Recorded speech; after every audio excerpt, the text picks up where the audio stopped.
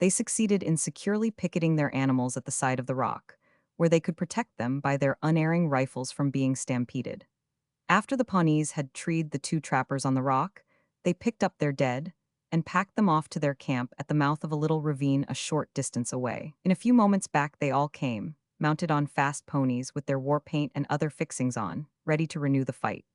They commenced to circle around the place, coming closer, Indian fashion, every time, until they got within easy rifle range, when they slung themselves on the opposite sides of their horses, and in that position opened fire. Their arrows fell like a hailstorm, but as good luck would have it, none of them struck, and the balls from their rifles were wild, as the Indians in those days were not very good shots.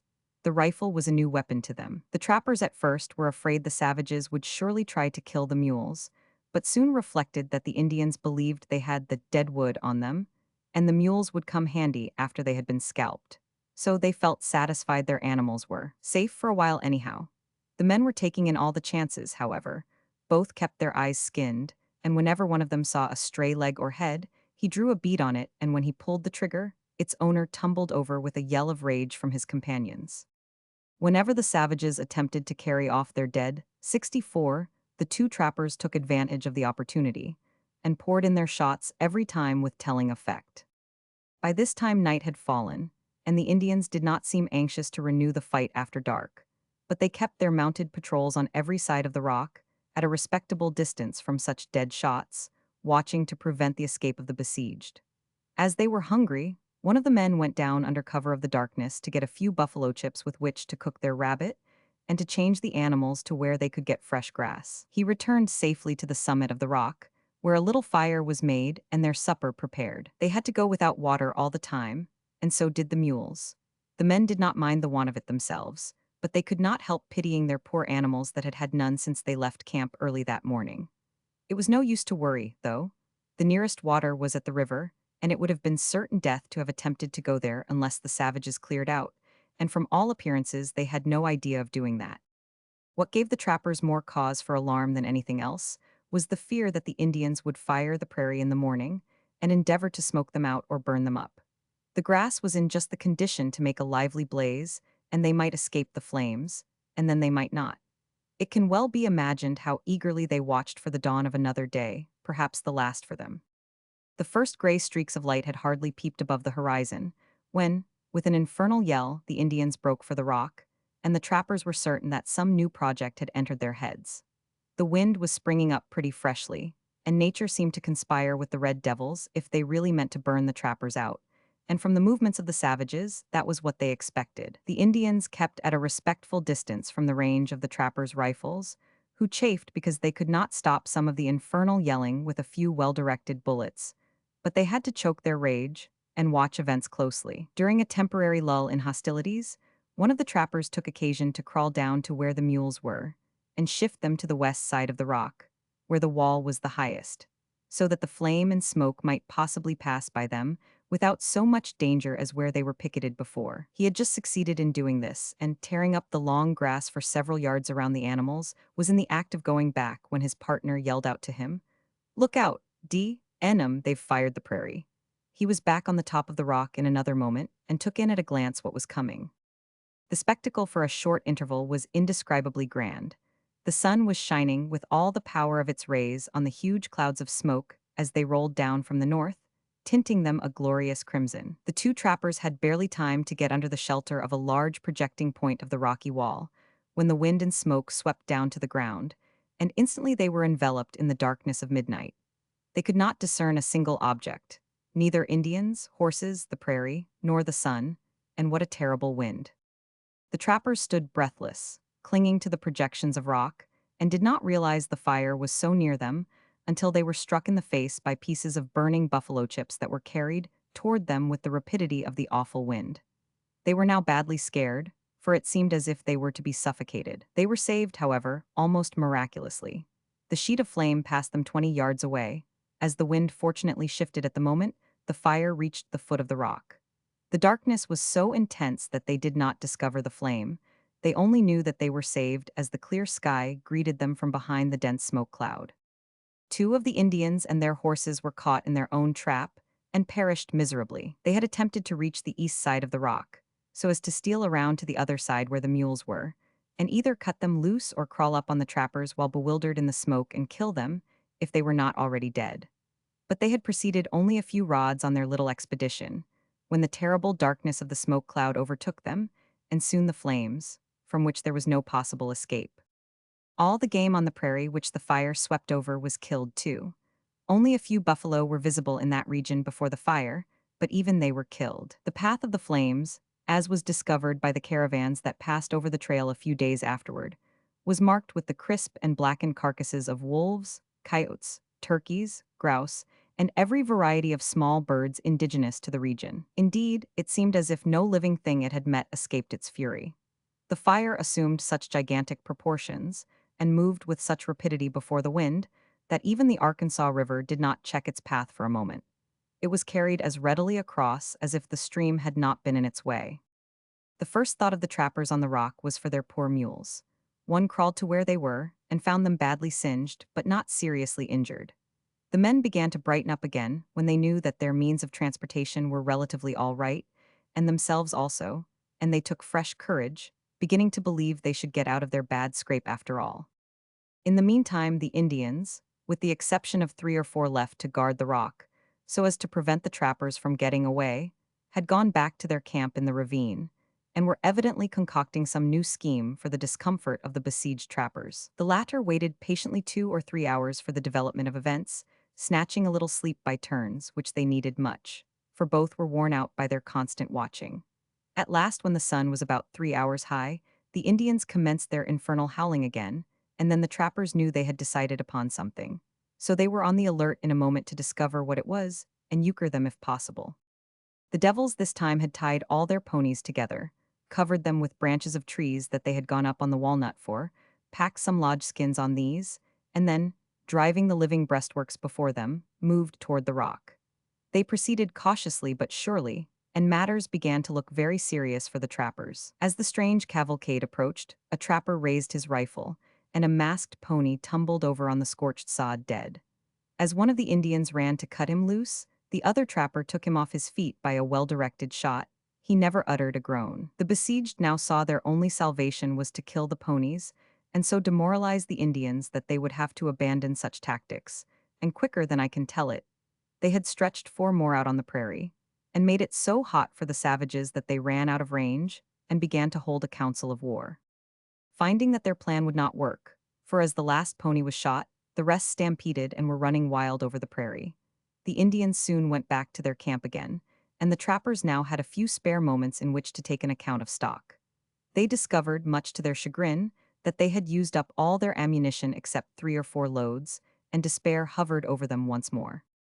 The Indians did not reappear that evening, and the cause was apparent, for in the distance could be seen a long line of wagons, one of the large American caravans en route to Santa Fe.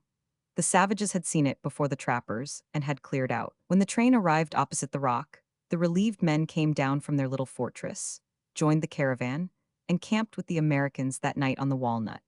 While they were resting around their campfire, smoking and telling of their terrible experience on the top of the rock, the Indians could be heard chanting the death song while they were burying their warriors under the blackened sod of the prairie. I witnessed a spirited encounter between a small band of Cheyennes and Pawnees in the fall of 1867. It occurred on the open prairie north of the mouth of the Walnut, and not a great distance from Pawnee Rock. Both tribes were hunting buffalo, and when they, by accident, discovered the presence of each other, with a yell that fairly shook the sand dunes on the Arkansas, they rushed at once into the shock of battle. That night, in a timbered bend of the Walnut, the victors had a grand dance, in which scalps, ears, and fingers of their enemies, suspended by strings to long poles, were important accessories to their weird orgies around their huge campfires. One of the most horrible massacres in the history of the trail occurred at Little Cow Creek in the summer of 1864. In July of that year, a government caravan, loaded with military stores for Fort Union in New Mexico, left Fort Leavenworth for the long and dangerous journey of more than 700 miles over the Great Plains, which that season were infested by Indians to a degree almost without precedent in the annals of freight traffic. The train was owned by a Mr. H.C. Barrett, a contractor with the quartermaster's department, but he declined to take the chances of the trip unless the government would lease the outfit in its entirety, or give him an indemnifying bond as assurance against any loss. The chief quartermaster executed the bond as demanded, and Barrett hired his teamsters for the hazardous journey, but he found it a difficult matter to induce men to go out that season.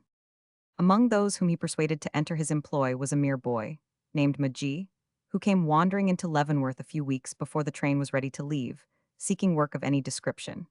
His parents had died on their way to Kansas, and on his arrival at Westport Landing, the emigrant outfit that had extended to him shelter and protection in his utter loneliness was disbanded, so the youthful orphan was thrown on his own resources. At that time, the Indians of the Great Plains, especially along the line of the Santa Fe Trail, were very hostile and continually harassing the freight caravans and stagecoaches of the overland route. Companies of men were enlisting and being mustered into the United States service to go out after the savages, and young Robert Magee volunteered with hundreds of others for the dangerous duty. The government needed men badly, but Magee's youth militated against him, and he was below the required stature. So he was rejected by the mustering officer. Mr. Barrett, in hunting for teamsters to drive his caravan, came across Magee, who, supposing that he was hiring as a government employee, accepted Mr. Barrett's offer. By the last day of June, the caravan was all ready, and on the morning of the next day, July 1, the wagons rolled out of the fort, escorted by a company of United States troops from the volunteers referred to. The caravan wound its weary way over the lonesome trail, with nothing to relieve the monotony save a few skirmishes with the Indians. But no casualties occurred in these insignificant battles, the savages being afraid to venture too near on account of the presence of the military escort.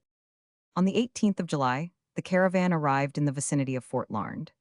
There it was supposed that the proximity of that military post would be a sufficient guarantee from any attack of the savages, so the men of the train became careless, and as the day was excessively hot, they went into camp early in the afternoon, the escort remaining in bivouac about a mile in the rear of the train. About 5 o'clock, 150 painted savages, under the command of Little Turtle of the Brule Sioux, swooped down on the unsuspecting caravan while the men were enjoying their evening meal. Not a moment was given them to rally to the defense of their lives, and of all belonging to the outfit, with the exception of one boy, not a soul came out alive. The teamsters were every one of them shot dead, and their bodies horribly mutilated. After their successful raid, the savages destroyed everything they found in the wagons, tearing the covers into shreds, throwing the flour on the trail, and winding up by burning everything that was combustible. On the same day, the commanding officer of Fort Larned had learned from some of his scouts that the Brule Sioux were on the warpath, and the chief of the scouts, with a handful of soldiers, was sent out to reconnoiter. They soon struck the trail of Little Turtle and followed it to the scene of the massacre on Cow Creek, arriving there only 2 hours after the savages had finished their devilish work. Dead men were lying about in the short buffalo grass, which had been stained and matted by their flowing blood, and the agonized posture of their bodies told far more forcibly than any language the tortures which had come before a welcome death. All had been scalped. All had been mutilated in that nameless manner, which seems to delight the brutal instincts of the North American savage. Moving slowly from one to the other of the lifeless forms which still showed the agony of their death throes, the chief of the scouts came across the bodies of 2 boys, both of whom had been scalped and shockingly wounded. Besides being mutilated, yet, strange to say, both of them were alive. As tenderly as the men could lift them, they were conveyed at once back to Fort Larned and given in charge of the post surgeon. One of the boys died in a few hours after his arrival in the hospital, but the other, Robert Magee, slowly regained his strength and came out of the ordeal in fairly good health. The story of the massacre was related by young Magee after he was able to talk while in the hospital at the fort, for he had not lost consciousness during the suffering to which he was subjected by the savages. He was compelled to witness the tortures inflicted on his wounded and captive companions, after which he was dragged into the presence of the chief, Little Turtle, who determined that he would kill the boy with his own hands. He shot him in the back with his own revolver, having first knocked him down with a lance handle. He then drove 2 arrows through the unfortunate boy's body, fastening him to the ground, and stooping over his prostrate form, ran his knife around his head, lifting 64 square inches of his scalp, trimming it off just behind his ears. Believing him dead by that time, Little Turtle abandoned his victim, but the other savages, as they went by his supposed corpse, could not resist their infernal delight in blood, so they thrust their knives into him and bored great holes in his body with their lances. After the savages had done all that their devilish ingenuity could contrive, they exultingly rode away, yelling as they bore off the reeking scalps of their victims and drove away the hundreds of mules they had captured. When the tragedy was ended, the soldiers, who had from their vantage ground witnessed the whole diabolical transaction, came up to the bloody camp by order of their commander, to learn whether the teamsters had driven away their assailants, and saw too late what their cowardice had allowed to take place. The officer in command of the escort was dismissed the service, as he could not give any satisfactory reason for not going to the rescue of the caravan he had been ordered to guard. Chapter 21: Fooling Stage Robbers. The wagon mound, so called from its resemblance to a covered army wagon, is a rocky mesa 40 miles from Point of Rocks, westwardly. The stretch of the trail from the latter to the mound has been the scene of some desperate encounters, only exceeded in number and sanguinary results by those which have occurred in the region of Pawnee Rock, the crossing of the Walnut, Pawnee Fork, and Cow Creek. One of the most remarkable stories of this wagon mound country dealt with the nerve and bravery exhibited by John L. Hatcher in defense of his life, and those of the men in his caravan, about 1858. Hatcher was a noted trader and merchant of New Mexico. He was also celebrated as an Indian fighter, and his name was a terror to the savages who infested the settlements of New Mexico and raided the trail. He left Taos, where he then resided in the summer, with his caravan loaded with furs and pelts destined for Westport Landing, to be forwarded from there to St. Louis, the only market for furs in the far west. His train was a small one, comprising about 15 wagons and handled by about as many men, including himself. At the date of his adventure, the Indians were believed to be at peace with everybody. A false idea, as Hatcher well knew, for there never was such a condition of affairs as absolute immunity from their attacks. While it might be true that the old men refrained for a time from starting out on the warpath, there were ever the vastly greater number of restless young warriors who had not yet earned their eagle feathers, who could not be controlled by their chiefs, and who were always engaged in marauding, either among the border settlements or along the line of the trail. When Hatcher was approaching the immediate vicinity of Wagon Mound 66 with his train strung out in single column, to his great astonishment there suddenly charged on him from over the hill about 300 savages, all feather-bedecked and painted in the highest style of Indian art. As they rode toward the caravan, they gave the sign of peace, which Hatcher accepted for the time as true, although he knew them well. However, he invited the headmen to some refreshment, as was usual on such occasions in those days, throwing a blanket on the ground, on which sugar in abundance was served out. The sweet-toothed warriors helped themselves liberally, and affected much delight at the way they were being treated. But Hatcher, with his knowledge of the savage character, was firm in the belief that they came for no other purpose than to rob the caravan and kill him and his men. They were Comanches, and one of the most noted chiefs of the tribe was in command of the band, with some inferior chiefs under him. I think it was Old Wolf, a very old man then, whose raids into Texas had made his name a terror to the Mexicans living on the border. While the chiefs were eating their saccharine lunch, Hatcher was losing no time in forming his wagons into a corral, but he told his friends afterward that he had no idea that either he or any of his men would escape.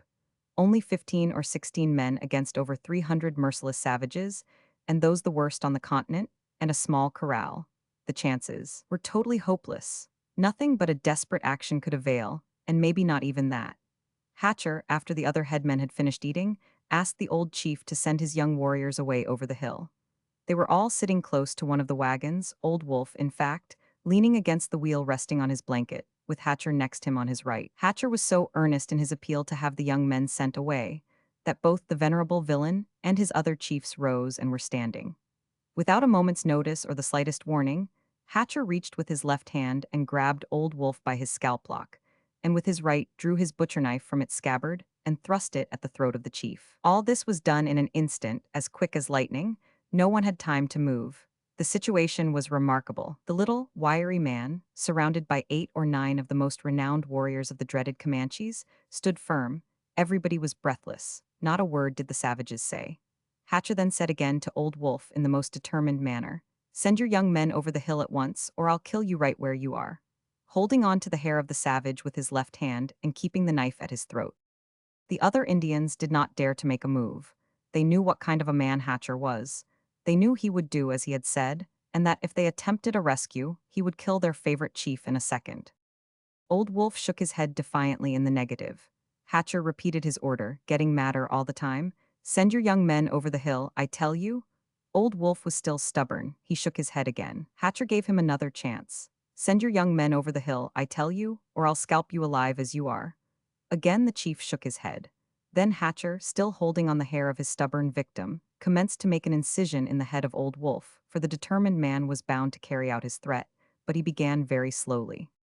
As the chief felt the blood trickle down his forehead, he weakened. He ordered his next in command to send the young men over the hill and out of sight. The order was repeated immediately to the warriors, who were astonished spectators of the strange scene, and they quickly mounted their horses and rode away over the hill as fast as they could thump their animals' sides with their legs, leaving only 5 or 6 chiefs with Old Wolf and Hatcher. Hatcher held on like grim death to the old chief's head and immediately ordered his men to throw the robes out of the wagons as quickly as they could and get inside themselves. This was promptly obeyed, and when they were all under the cover of the wagon sheets, Hatcher let go of his victim's hair and, with a last kick, told him and his friends that they could leave. They went off and did not return. Some laughable incidents have enlivened the generally sanguinary history of the old Santa Fe Trail, but they were very serious at the time to those who were the actors, and their ludicrousness came after all was over. In the late summer of 1866, a thieving band of Apache came into the vicinity of Fort Union, New Mexico, and after carefully reconnoitering the whole region and getting at the manner in which the stock belonging to the fort was herded, they secreted themselves in the Turkey Mountains overlooking the entire reservation and lay in wait for several days, watching for a favorable moment to make a raid into the valley and drive off the herd. Selecting an occasion when the guard was weak and not very alert, they in broad daylight crawled under the cover of a hill, and, mounting their horses, dashed out with the most unearthly yells and down among the animals that were quietly grazing close to the fort, which terrified these so greatly that they broke away from the herders, and started at their best gait toward the mountains, closely followed by the savages.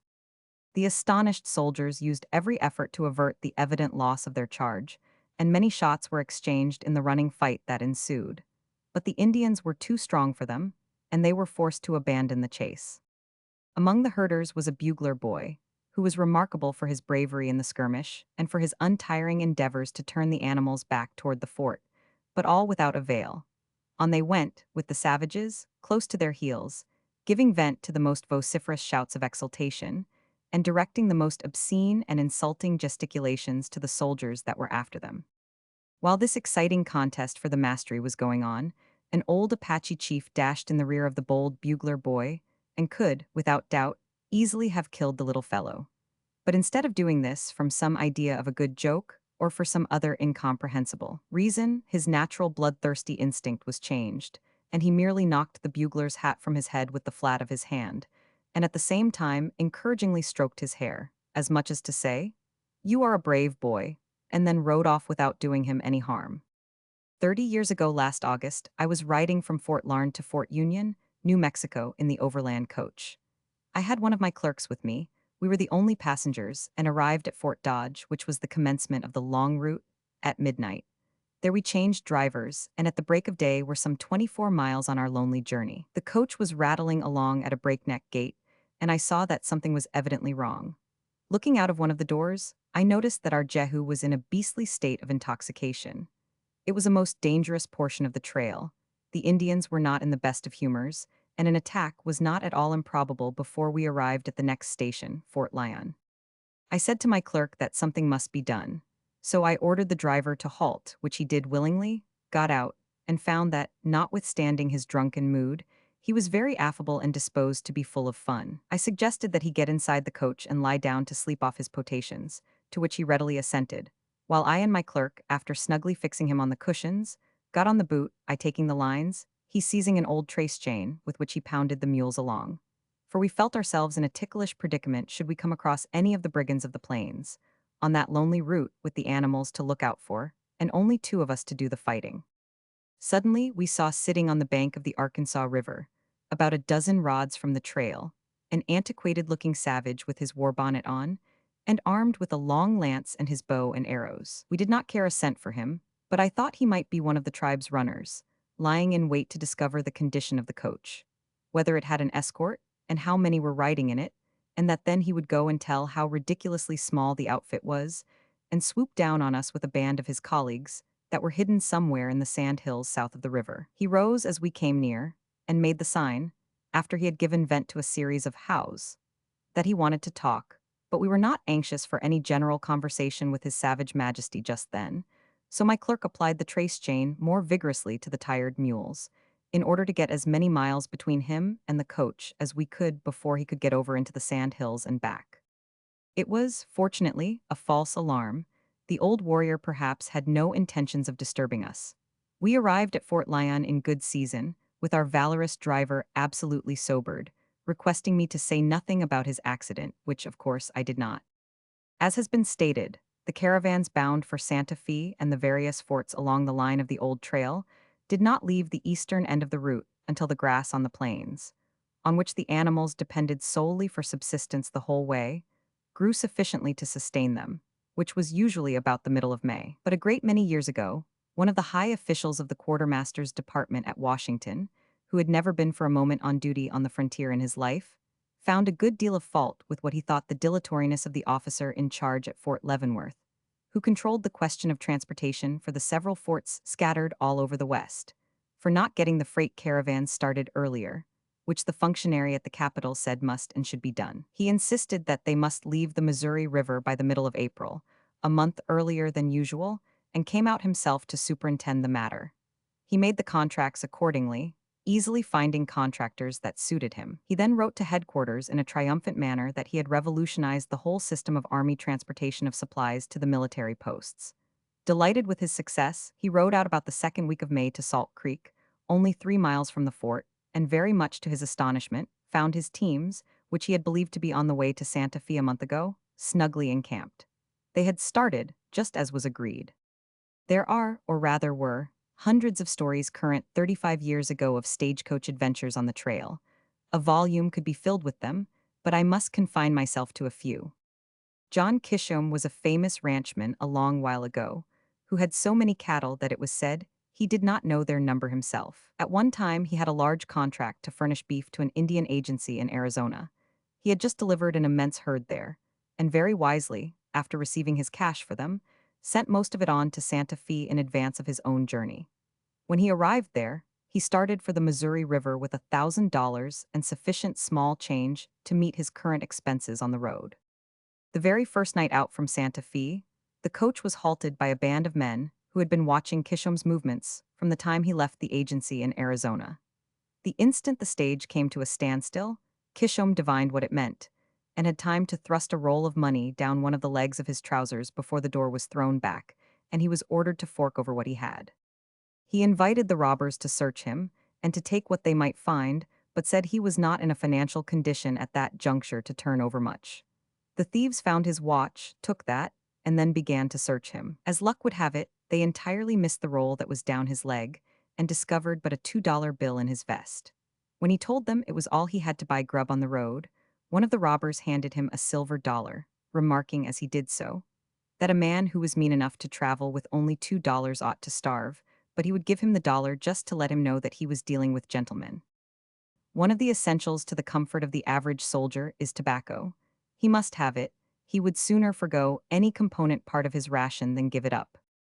In November 1865, a detachment of Company L of the 11th Kansas Volunteers and of the 2nd Colorado were ordered from Fort Larned to Fort Lyon on a scouting expedition along the line of the trail, the savages having been very active in their raids on the freight caravans. In a short time their tobacco began to run low, and as there was no settlement of any kind between the two military posts, there was no chance to replenish their stock. One night, while encamped on the Arkansas, the only piece that was left in the whole command, about half a plug, was unfortunately lost, and there was dismay in the camp when the fact was announced. Hours were spent in searching for the missing treasure. The next morning the march was delayed for some time, while further diligent search was instituted by all hands, but without result, and the command set out on its weary tramp, as disconsolate as may well be imagined by those who are victims to the habit of chewing the weed. Arriving at Fort Lyon, to their greater discomfort, it was learned that the sutler at that post was entirely out of the coveted article, and the troops began their return journey more disconsolate than ever. Dry leaves, grass, and even small bits of twigs were chewed as a substitute, until, reaching the spot where they had lost the part of a plug, they determined to remain there that night and begin a more vigorous hunt for the missing piece. Just before dark, their efforts were rewarded. One of the men found it, and such a scramble occurred for even the smallest nibble at it. Enormous prices were given for a single chew. It opened at $1 for a mere sliver, rose to 5, and closed at $10 when the last morsel was left. Chapter 22: A Desperate Ride. In the Rocky Mountains and on the Great Plains along the line of the old trail are many rude and widely separated graves. The sequestered little valleys, the lonely gulches, and the broad prairies through which the highway to New Mexico wound its course hide the bones of hundreds of whom the world will never have any more knowledge. The number of these solitary and almost obliterated mounds is small when compared with the vast multitude in the cemeteries of our towns, though if the host of those whose bones are moldering under the short buffalo grass and tall blue stem of the prairies between the Missouri and the mountains were tabulated, the list would be appalling. Their aggregate will never be known, for the once remote region of the mid-continent, like the ocean, rarely gave up its victims. Lives went out there as goes an expiring candle, suddenly, swiftly, and silently. No record was kept of time or place. All those who thus died are graveless and monumentless. The great circle of the heavens is the dome of their sepulchre, and the recurring blossoms of springtime their only epitaph. Sometimes the traveler over the old trail will suddenly, in the most unexpected places, come across a little mound, perhaps covered with stones, under which lie the moldering bones of some unfortunate adventurer. Above, now on a rude board, then on a detached rock, or maybe on the wall of a beetling canyon, he may frequently read, in crude penciling or rougher carving, the legend of the dead man's ending. The line of the Atchison, Topeka, and Santa Fe Railroad, which practically runs over the old trail for nearly its whole length to the mountains, is a fertile field of isolated graves. The savage and soldier, the teamster and scout, the solitary trapper or hunter, and many others who have gone down to their death fighting with the relentless nomad of the plains, or have been otherwise ruthlessly cut off, mark with their last resting places that well-worn pathway across the continent. The tourist, looking from his car window as he is whirled with the speed of a tornado toward the snow-capped peaks of the Great Divide, may see as he approaches Walnut Creek, 3 miles east of the town of Great Bend in Kansas, on the beautiful ranch of Hun. D. Heiser, not far from the stream, and close to the house, a series of graves, numbering perhaps a score. These have been most religiously cared for by the patriotic proprietor of the place during all the long years since 1864, as he believes them to be the last resting place of soldiers who were once a portion of the garrison of Fort Zara, the ruins of which, now a mere hole in the earth, are but a few hundred yards away, on the opposite side of the railroad track, plainly visible from the train. The Walnut debouches into the Arkansas a short distance from where the railroad crosses the creek, and at this point, too, the trail from Fort Leavenworth merges into the old Santa Fe. The broad pathway is very easily recognized here, for it runs over a hard, flinty, low divide that has never been disturbed by the plow, and the traveler has only to cast his eyes in a northeasterly direction in order to see it plainly. The creek is fairly well timbered today, as it has been ever since the first caravan crossed the clear water of the little stream. It was always a favorite place of ambush by the Indians, and many a conflict has occurred in the beautiful bottom, bounded by a margin of trees on two sides, between the traders, trappers, troops, and the Indians, and also between the several tribes that were hereditary enemies, particularly the Pawnees and the Cheyennes. It is only about 16 miles east of Pawnee Rock, and included in that region of debatable ground where no band of Indians dared establish a permanent village, for it was claimed by all the tribes, but really owned by none. In 1864, the commerce of the Great Plains had reached enormous proportions, and immense caravans rolled day after day toward the Blue Hills which guard the portals of New Mexico, and the precious freight constantly tempted the wily savages to plunder. To protect the caravans on their monotonous route through the desert, as this portion of the plains was then termed, troops were stationed, a mere handful relatively, at intervals on the trail, to escort the freighters and mail coaches over the most exposed and dangerous portions of the way. On the bank of the Walnut at this time were stationed 300 unassigned recruits of the 3rd Wisconsin Cavalry, under the command of Captain Conkey. This point was rightly regarded as one of the most important on the whole overland route, for near it passed the favorite highway of the Indians on their yearly migrations north and south, in the wake of the strange elliptical march of the buffalo far beyond the Platte and back to the sunny knolls of the Canadian. This primitive cantonment, which grew rapidly in strategical importance, was 2 years later made quite formidable defensively, and named Fort Zara, in memory of the youngest son of Major General Curtis, who was killed by guerrillas somewhere south of Fort Scott, Kansas, while escorting General James G. Blunt, of frontier fame during the Civil War. Captain Henry Booth, during the year above mentioned, was Chief of Cavalry and Inspecting Officer of the Military District of the Upper Arkansas, the western geographical limits of which extended to the foothills of the mountains. One day, he received an order from the headquarters of the department to make a special inspection of all the outposts on the Santa Fe Trail. He was stationed at Fort Riley at the time, and the evening the order arrived, active preparations were immediately commenced for his extended and hazardous trip across the plains. Lieutenant Hallowell of the 9th Wisconsin Battery was to accompany him, and both officers went at once to their quarters, took down from the walls, where they had been hanging idly for weeks, their rifles and pistols, and carefully examined and brushed them up for possible service in the dreary Arkansas bottom. Camp kettles, until late in the night, sizzled and sputtered over crackling log fires, for their proposed ride beyond the settlements demanded cooked rations for many a weary day. All the preliminaries arranged, the question of the means of transportation was determined, and curiously enough, it saved the lives of the two officers in the terrible gauntlet they were destined to run. Hallowell was a famous whip, and prided himself upon the exceptionally fine turnout which he daily drove among the picturesque hills around the fort. "Booth," said he in the evening, "let's not take a great lumbering ambulance on this trip. If you will get a good way-up team of mules from the quartermaster, we'll use my light rig, and we'll do our own driving." To this proposition Booth readily assented, procured the mules, and as it turned out, they were a good way-up team. Hallowell had a set of bows fitted to his light wagon, over which was thrown an army wagon sheet, drawn up behind with a cord, similar to those of the ordinary emigrant outfit to be seen daily on the roads of the western prairies. A round hole was necessarily left in the rear end, serving the purpose of a lookout. 2 gripsacks containing their dress uniforms, a box of crackers and cheese, meat and sardines, together with a bottle of anti-snake bite, made up the principal freight for the long journey, and in the clear cold of the early morning they rolled out of the gates of the fort, escorted by Company L of the 11th Kansas, commanded by Lieutenant Van Antwerp. The company of 100 mounted men acting as escort was too formidable a number for the Indians, and not a sign of one was seen as the dangerous flats of Plum Creek and the rolling country beyond were successively passed, and early in the afternoon the cantonment on Walnut Creek was reached. At this important outpost, Captain Conkey's command was living in a rude but comfortable sort of a way, in the simplest of dugouts, constructed along the right bank of the stream. The officers, a little more in accordance with military dignity, in tents a few rods in rear of the line of huts. A stockade stable had been built, with a capacity for 250 horses, and sufficient hay had been put up by the men in the fall to carry the animals through the winter. Captain Conkey was a brusque but kind-hearted man, and with him were stationed other officers, one of whom was a son of Admiral Goldsborough.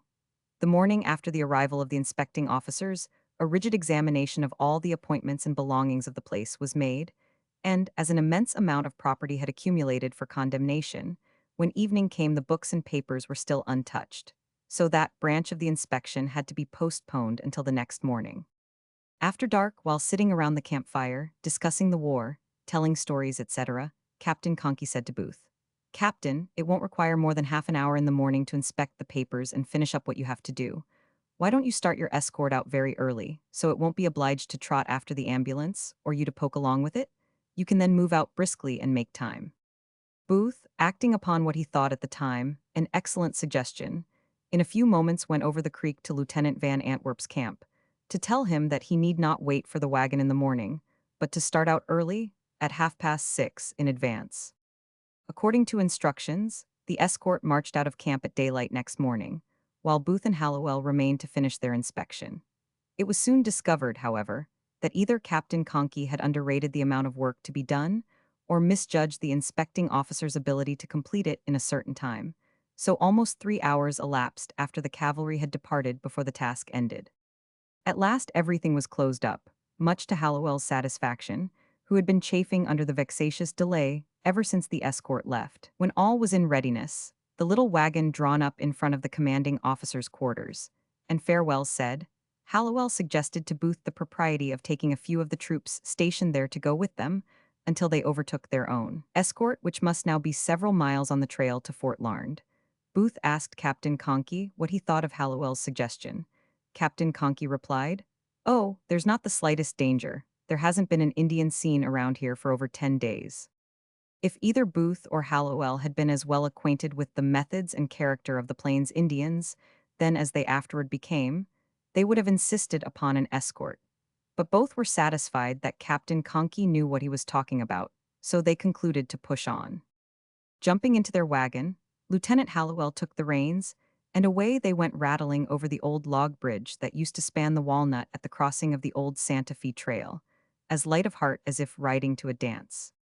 The morning was bright and clear with a stiff breeze blowing from the northwest, and the trail was frozen hard in places, which made it very rough, as it had been cut up by the travel of the heavily laden caravans when it was wet. Booth sat on the left side of Hallowell with the whip in his hand, now and then striking the mules to keep up their speed.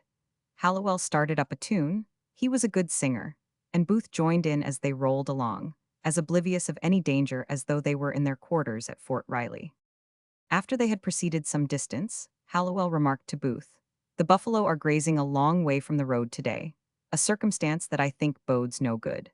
He had been on the plains the summer before, and was better acquainted with the Indians and their peculiarities than Captain Booth, but the latter replied that he thought it was because their escort had gone on ahead and had probably frightened them off. The next mile or two was passed, and still they saw no buffalo between the trail and the Arkansas, though nothing more was said by either regarding the suspicious circumstance, and they rode rapidly on. When they had gone about 5 or 6 miles from the Walnut, Booth, happening to glance toward the river, saw something that looked strangely like a flock of turkeys. He watched them intently for a moment, when the objects rose up and he discovered they were horsemen. He grasped Hallowell by the arm, directing his attention to them, and said, "What are they?" Hallowell gave a hasty look toward the point indicated, and replied, "Indians, by George," and immediately turning the mules around on the trail, started them back toward the cantonment on the Walnut at a full gallop. "Hold on," said Booth to Hallowell when he understood the latter's movement. "Maybe it's part of our escort." "No, no," replied Hallowell. "I know they are Indians. I've seen too many of them to be mistaken." "Well," rejoined Booth, "I'm going to know for certain." So, stepping out on the footboard and with one hand holding onto the front bow, he looked back over the top of the wagon sheet. They were Indians, sure enough. They had fully emerged from the ravine in which they had hidden, and while he was looking at them, they were slipping off their buffalo robes from their shoulders, taking arrows out of their quivers, drawing up their spears, and making ready generally for a red-hot time. While Booth was intently regarding the movements of the savages, Hallowell inquired of him, "They're Indians, aren't they, Booth?" "Yes," was Booth's answer, "and they're coming down on us like a whirlwind." "Then I shall never see poor Lizzie again," said Hallowell. He had been married only a few weeks before starting out on this trip, and his young wife's name came to his lips. "Never mind Lizzie," responded Booth. "Let's get out of here." He was as badly frightened as Hallowell, but had no bride at Riley, and, as he tells it, was selfishly thinking of himself only and escape. In answer to Booth's remark, Hallowell, in a firm, clear voice, said, "All right, you do the shooting and I'll do the driving," and suiting the action to the words, he snatched the whip out of Booth's hand, slipped from the seat to the front of the wagon, and commenced lashing the mules furiously. Booth then crawled back, pulled out one of his revolvers, crept, or rather fell, over the lazy back of the seat, and reaching the hole made by puckering the wagon sheet, looked out of it and counted the Indians. 34 feather-bedecked, paint-bedaubed savages, as vicious a set as ever scalped a white man, swooping down on them like a hawk upon a chicken. Hallowell, between his yells at the mules, cried out, "How far are they off now, Booth?" For of course he could see nothing of what was going on in his rear. Booth replied as well as he could judge of the distance, while Hallowell renewed his yelling at the animals and redoubled his efforts with the lash. Noiselessly the Indians gained on the little wagon, for they had not as yet uttered a whoop, and the determined driver, anxious to know how far the red devils were from him, again asked Booth. The latter told him how near they were, guessing at the distance, from which Hallowell gathered inspiration for fresh cries and still more vigorous blows with his whip. Booth, all this time, was sitting on the box containing the crackers and sardines, watching the rapid approach of the cutthroats, and seeing with fear and trembling the ease with which they gained upon the little mules. Once more Hallowell made his stereotyped inquiry of Booth, but before the latter could reply, two shots were fired from the rifles of the Indians, accompanied by a yell that was demoniacal enough to cause the blood to curdle in one's veins. Hallowell yelled at the mules, and Booth yelled too. For what reason he could not tell, unless to keep company with his comrade, who plied the whip more mercilessly than ever upon the poor animals' backs, and the wagon flew over the rough road, nearly upsetting at every jump. In another moment, the bullets from two of the Indians' rifles passed between Booth and Hallowell, doing no damage, and almost instantly the savages charged upon them, at the same time dividing into two parties, one going on one side and one on the other, both delivering a volley of arrows into the wagon as they rode by. Just as the savages rushed past the wagon, Hallowell cried out to Booth, "Cap, I'm hit." And turning around to look, Booth saw an arrow sticking in Hallowell's head above his right ear. His arm was still plying the whip, which was going on unceasingly as the sails of a windmill, and his howling at the mules only stopped long enough to answer, "Not much," in response to Booth's inquiry of "Does it hurt?" as he grabbed the arrow and pulled it out of his head. The Indians had by this time passed on, and then, circling back, prepared for another charge. Down they came, again dividing as before into two bands and delivering another shower of arrows. Hallowell ceased his yelling long enough to cry out, "I'm hit once more, Cap." Looking at the plucky driver, Booth saw this time an arrow sticking over his left ear and hanging down his back. He snatched it out, inquiring if it hurt, but received the same answer, "No, not much."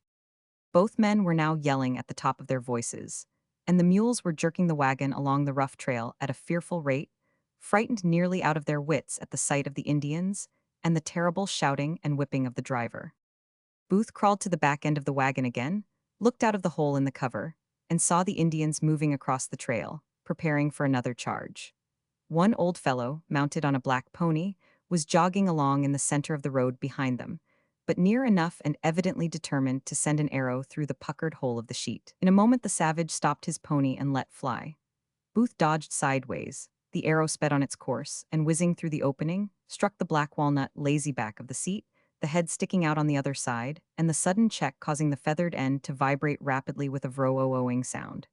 With a quick blow, Booth struck it and broke the shaft from the head, leaving the latter embedded in the wood.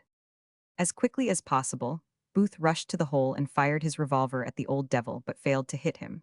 While he was trying to get in another shot, an arrow came flying through from the left side of the trail and striking him on the inside of the elbow, or crazy bone, so completely benumbed his hand that he could not hold on to the pistol, and it dropped into the road with one load still in its chamber. Just then the mules gave an extraordinary jump to one side, which jerked the wagon nearly from under him, and he fell sprawling on the end gate, evenly balanced, with his hands on the outside, attempting to clutch at something to save himself. Seeing his predicament, the Indians thought they had him sure, so they gave a yell of exultation, supposing he must tumble out, but he didn't. He fortunately succeeded in grabbing one of the wagon bows with his right hand and pulled himself in, but it was a close call. While all this was going on, Hallowell had not been neglected by the Indians. About a dozen of them had devoted their time to him, but he never flinched. Just as Booth had regained his equilibrium and drawn his second revolver from its holster, Hallowell yelled to him, "Right off to your right, Cap, quick." Booth tumbled over the back of the seat, and clutching at a wagon bow to steady himself, he saw, off to the right, an Indian who was in the act of letting an arrow drive at Hallowell. It struck the side of the box, and at the same instant Booth fired, scaring the red devil badly.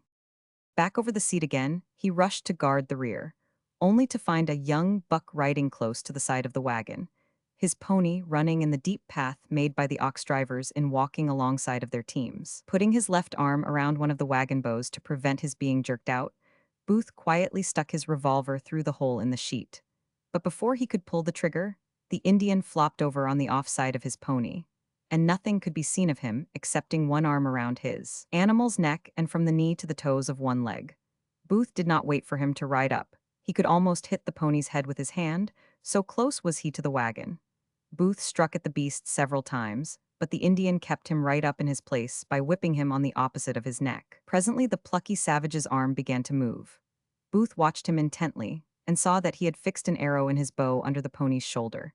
Just as he was on the point of letting go the bowstring, with the head of the arrow not 3 feet from Booth's breast as he leaned out of the hole, the latter struck frantically at the weapon, dodged back into the wagon, and up came the Indian. Whenever Booth looked out, down went the Indian on the other side of his pony, to rise again in a moment, and Booth, afraid to risk himself with his head and breast exposed at this game of hide and seek, drew suddenly back as the Indian went down the third time, and in a second came up. But this was once too often. Booth had not dodged completely into the wagon, nor dropped his revolver, and as the Indian rose he fired. The savage was naked to the waist. The ball struck him in the left nipple, the blood spurted out of the wound, his bow and arrows and lariat with himself rolled off the pony, falling heavily on the ground, and with one convulsive contraction of his legs and an he was as dead as a stone. "I've killed one of 'em," called out Booth to Hallowell, as he saw his victim tumble from his pony. "Bully for you, Cap," came Hallowell's response as he continued his shouting, and the blows of that tireless whip fell incessantly on the backs of the poor mules. After he had killed the warrior, Booth kept his seat on the cracker box, watching to see what the Indians were going to do next, when he was suddenly interrupted by Hallowell's crying out to him, "Off to the right again, Cap, quick," and, whirling around instantly, he saw an Indian within 3 feet of the wagon, with his bow and arrow almost ready to shoot. There was no time to get over the seat, and as he could not fire so close to Hallowell, he cried to the latter, "Hit him with the whip, hit him with the whip." The lieutenant diverted one of the blows intended for the mules, and struck the savage fairly across the face.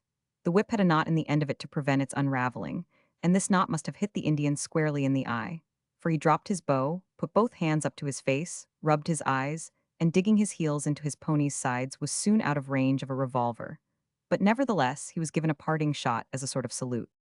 A terrific yell from the rear at this moment caused both Booth and Hallowell to look around, and the latter to inquire, "What's the matter now, Booth?" "They are coming down on us like lightning," said he. And sure enough, those who had been prancing around their dead comrade were tearing along the trail toward the wagon with a more hideous noise than when they began. Hallowell yelled louder than ever and lashed the mules more furiously still, but the Indians gained upon them as easily as a blooded racer on a common farm plug. Separating as before, and passing on each side of the wagon, they delivered another volley of bullets and arrows as they rushed on.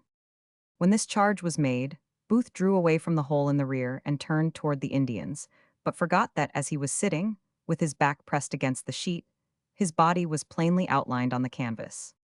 When the Indians dashed by, Hallowell cried out, "I'm hit again, Cap," and Booth, in turning around to go to his relief, felt something pulling at him, and glancing over his left shoulder he discovered an arrow sticking into him and out through the wagon sheet. With a jerk of his body, he tore himself loose and going to Hallowell, asked him where he was hit. "In the back," was the reply, where Booth saw an arrow extending under the lazy back of the seat. Taking hold of it, Booth gave a pull, but Hallowell squirmed so that he desisted. "Pull it out," cried the plucky driver. Booth thereupon took hold of it again, and giving a jerk or two, out it came. He was thoroughly frightened as he saw it leave the lieutenant's body. It seemed to have entered at least 6 inches, and the wound appeared to be a dangerous one. Hallowell, however, did not cease for a moment belaboring the mules, and his yells rang out as clear and defiant as before. After extracting the arrow from Hallowell's back, Booth turned again to the opening in the rear of the wagon to see what new tricks the devils were up to, when Hallowell again called out, "Off to the left, Cap, quick." Rushing to the front as soon as possible, Booth saw one of the savages in the very act of shooting at Hallowell from the left side of the wagon, not 10 feet away. The last revolver was empty, but something had to be done at once. So, leveling the weapon at him, Booth shouted, "Bang, you son of a gun!" Down the Indian ducked his head. Rap, rap, went his knees against his pony's sides, and away he flew over the prairie. Back to his old place in the rear tumbled Booth to load his revolver. The cartridges they used in the army in those days were the old-fashioned kind made of paper. Biting off one end, he endeavored to pour the powder into the chamber of the pistol, but as the wagon was tumbling from side to side, and jumping up and down as it fairly flew over the rough trail, more fell into the bottom of the wagon than into the revolver. Just as he was inserting a ball, Hallowell yelled, "To the left, Cap, quick." Over the seat Booth piled once more, and there was another Indian with his bow and arrow, all ready to pinion the brave lieutenant. Pointing his revolver at him, Booth yelled as he had at the other, but this savage had evidently noticed the first failure, and concluded there were no more loads left. So, instead of taking a hasty departure, he grinned demoniacally and endeavored to fix the arrow in his bow. Booth rose up in the wagon, and grasping hold of one of its bows with his left hand, seized the revolver by the muzzle, and with all the force he could muster hurled it at the impudent brute. It was a Remington, its barrel octagon-shaped, with sharp corners, and when it was thrown, it turned in the air, and striking the Indian muzzle first on the ribs, cut a long gash. Uh, he grunted, as, dropping his bow and spear, he flung himself over the side of his pony, and away he went across the prairie. Only one revolver remaining now, and that empty, with the savages still howling around the apparently doomed men like so many demons. Booth fell over the seat, as was his usual fate whenever he attempted to get to the back of the wagon, picked up the empty revolver and tried to load it. But before he could bite the end of a cartridge, Hallowell yelled, "Cap, I'm hit again." "Where this time?" inquired Booth anxiously. "In the hand," replied Hallowell, and looking around, Booth noticed that although his right arm was still thrashing at the now lagging mules with as much energy as ever, through the fleshy part of the thumb was an arrow, which was flopping up and down as he raised and lowered his hand in ceaseless efforts to keep up the speed of the almost exhausted animals.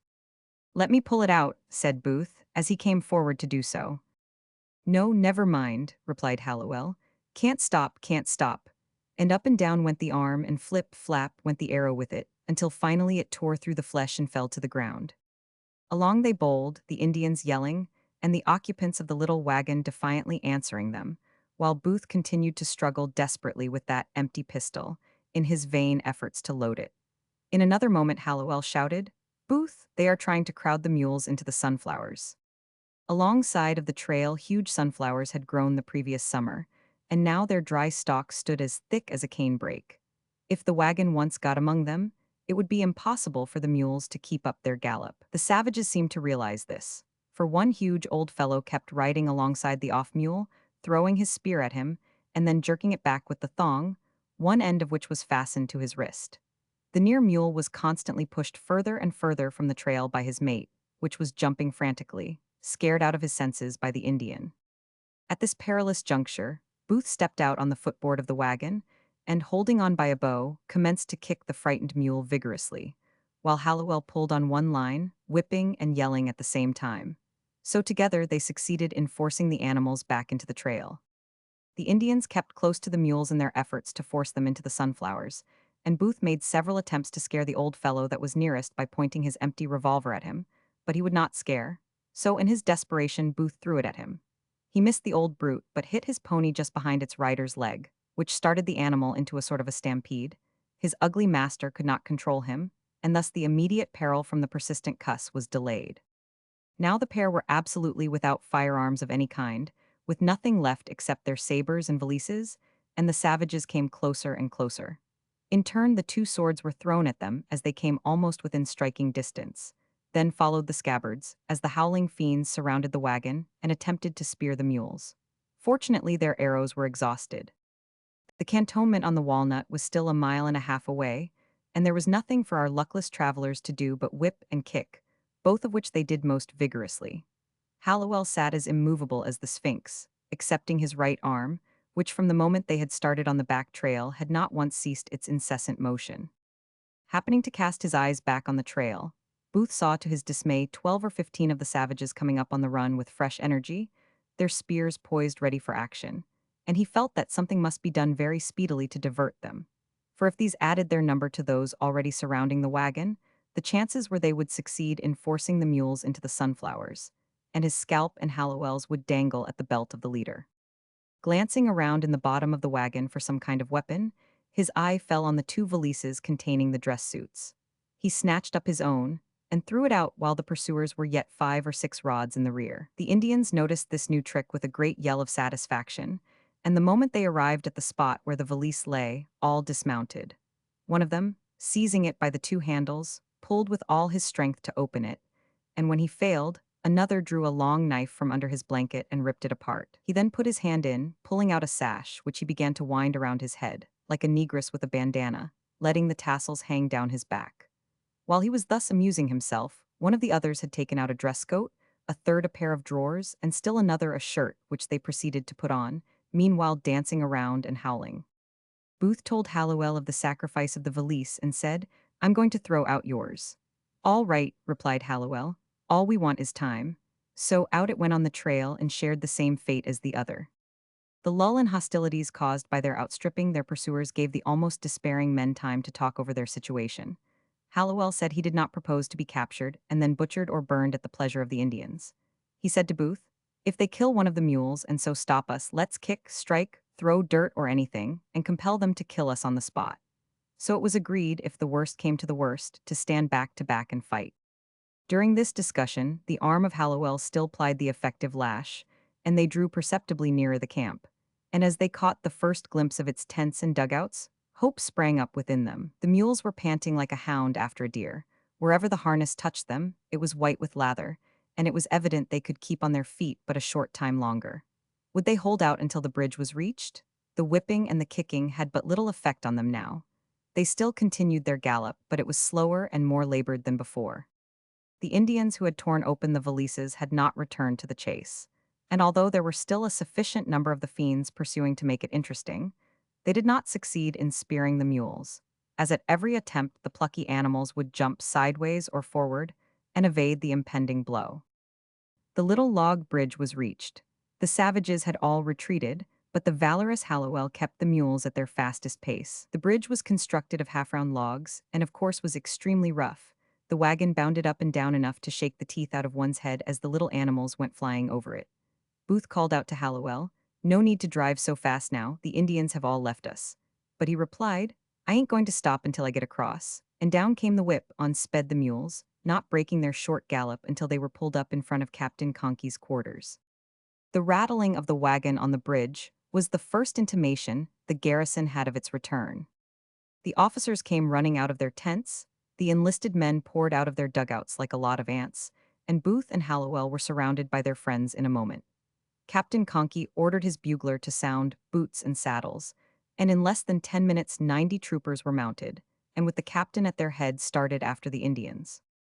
When Hallowell tried to rise from his seat, so as to get out, every effort only resulted in his falling back. Someone stepped around to the other side to assist him.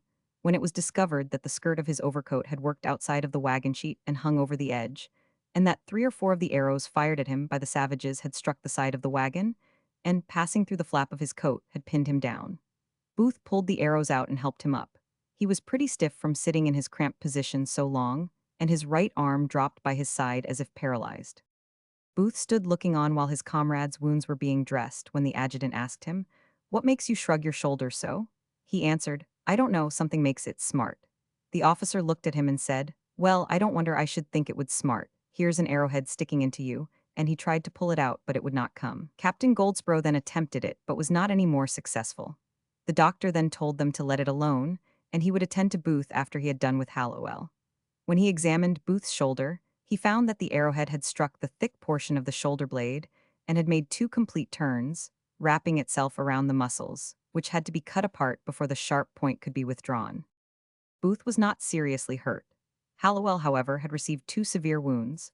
The arrow that had lodged in his back had penetrated almost to his kidneys, and the wound in his thumb was very painful, not so much from the simple impact of the arrow as from the tearing away of the muscle by the shaft while he was whipping his mules. His right arm, too, was swollen terribly, and so stiff from the incessant use of it during the drive that for more than a month he required assistance in dressing and undressing. The mules who had saved their lives were of small account after their memorable trip. They remained stiff and sore from the rough road and their continued forced speed. Booth and Hallowell went out to look at them the next morning, as they hobbled around the corral, and from the bottom of their hearts wished them well. Captain Conkey's command returned to the cantonment about midnight, but one Indian had been seen, and he was south of the Arkansas in the Sand Hills. The next morning, a scouting party of 40 men, under command of a sergeant, started out to scour the country toward Cow Creek, northeast from the Walnut. As I have stated, the troopers stationed at the cantonment on the Walnut were mostly recruits. Now the cavalry recruit of the old regular army on the frontier, 30 or 40 years ago, mounted on a great big American horse, and sent out with well-trained comrades on a scout after the hostile savages of the plains, was the most helpless individual imaginable. Coming fresh from some large city probably, as soon as he arrived at his station, he was placed on the back of an animal of whose habits he knew as little as he did of the differential calculus, loaded down with a carbine, the muzzle of which he could hardly distinguish from the breech, a saber buckled around his waist, a couple of enormous pistols stuck in his holsters, his blanket strapped to the cantle of his saddle, And to complete the hopelessness of his condition in a possible encounter with a savage enemy who was ever on the alert, he was often handicapped by a camp kettle or two, a frying pan, and 10 days' rations. No wonder this dowdy representative of Uncle Sam's power was an easy prey for poor Lo, who, when he caught the unfortunate soldier away from his command and started after him, must have laughed at the ridiculous appearance of his enemy, with both hands glued to the pommel of his saddle, his hair on end, his saber flying and striking his horse at every jump as the animal tore down the trail toward camp, while the Indian, rapidly gaining, in a few minutes had the scalp of the hapless rider dangling at his belt, and another of the boys in blue had joined the majority. The scouting party had proceeded about 4 or 5 miles, when one of the corporals asked permission for himself and a recruit to go over to the upper walnut to find out whether they could discover any signs of Indians. While they were carelessly riding along the big curve which the northern branch of the walnut makes at that point, there suddenly sprang from their ambush in the timber on the margin of the stream about 300 Indians, whooping and yelling. The two troopers, of course, immediately whirled their horses and started down the creek toward the camp, hotly pursued by the howling savages. The corporal was an excellent rider, a well-trained and disciplined soldier, having seen much service on the plains. He led in the flight, closely followed by the unfortunate recruit who had been enlisted but a short time. Not more than an eighth of a mile had been covered when the corporal heard his companion exclaim, "Don't leave me, don't leave me." Looking back, the corporal saw that the poor recruit was losing ground rapidly. His horse was rearing and plunging, making very little headway, while his rider was jerking and pulling on the bit, a curb of the severest kind. Perceiving the strait his comrade was in, the corporal reined up for a moment and called out, let him go, don't jerk on the bit so." The Indians were gaining ground rapidly, and in another moment the corporal heard the recruit again cry out, "Oh, don't." Realizing that it would be fatal to delay, and that he could be of no assistance to his companion, already killed and scalped, he leaned forward on his horse, and sinking his spurs deep in the animal's flanks fairly flew down the valley, with the 300 savages close in his wake. The officers at the camp were sitting in their tents when the sentinel on post number 1 fired his piece, upon which all rushed out to learn the cause of the alarm, for there was no random shooting in those days allowed around camp or in garrison. Looking up the valley of the Walnut, they could see the lucky corporal, with his long hair streaming in the wind and his heels rapping his horse's sides, as he dashed over the brown sod of the winter prairie. The corporal now slackened his pace, rode up to the commanding officer's tent, reported the affair, and then was allowed to go to his own quarters for the rest he so much needed. Captain Conkey immediately ordered a mounted squad, accompanied by an ambulance, to go up the creek to recover the body of the unfortunate recruit. The party were absent a little over an hour, and brought back with them the remains of the dead soldier. He had been shot with an arrow, the point of which was still sticking out through his breastbone. His scalp had been torn completely off, and the lapels of his coat and the legs of his trousers carried away by the savages. He was buried the next morning with military honors in the little graveyard on the bank of the Walnut, where his body still rests in the dooryard of the ranch. Chapter 23, A Chanciosik's Expedition. In the spring of 1867, General Hancock, who then commanded the military division of the Missouri, with headquarters at Fort Leavenworth, Kansas, organized an expedition against the Indians of the Great Plains, which he led in person. With him was General Custer, second-ranking officer, from whom I quote the story of the march and some of the incidents of the raid. General Hancock, with the artillery and 6 companies of infantry, arrived at Fort Riley, Kansas, the last week in March, where he was joined by 4 companies of the 7th Cavalry, commanded by the intrepid Custer. From Fort Riley, the expedition marched to Fort Harker, 72 miles farther west, on the Smoky Hill, where the force was increased by the addition of 2 more troops of cavalry. Remaining there only long enough to replenish their commissary supplies, the march was directed to Fort Larned on the old Santa Fe Trail. On the 7th of April, the command reached the latter post, accompanied by the agent of the Comanches and Kiowas. At the fort, the agent of the Cheyennes, Arapahoes, and Apache was waiting for the arrival of the general. The agent of the 3 last-mentioned tribes had already sent runners to the head chiefs, inviting them to a grand council, which was to assemble near the fort on the 10th of the month, and he requested General Hancock to remain at the fort with his command until that date. On the 9th of April, a terrible snowstorm came on, while the troops were encamped waiting for the headmen of the various tribes to arrive. Custer says, "It was our good fortune to be in camp rather than on the march. Had it been otherwise, we could not well have escaped." Without loss of life, the cavalry horses suffered severely, and were only preserved by doubling their rations of oats, while to prevent their being frozen during the intensely cold night which followed, the guards were instructed to pass along the picket lines with a whip and keep the horses moving constantly. The snow was 8 inches deep. The council, which was to take place the next day, had to be postponed until the return of good weather. Now began the display of a kind of diplomacy for which the Indian is peculiar. The Cheyennes and a band of Sioux were encamped on Pawnee Fork, about 30 miles above Fort Larned.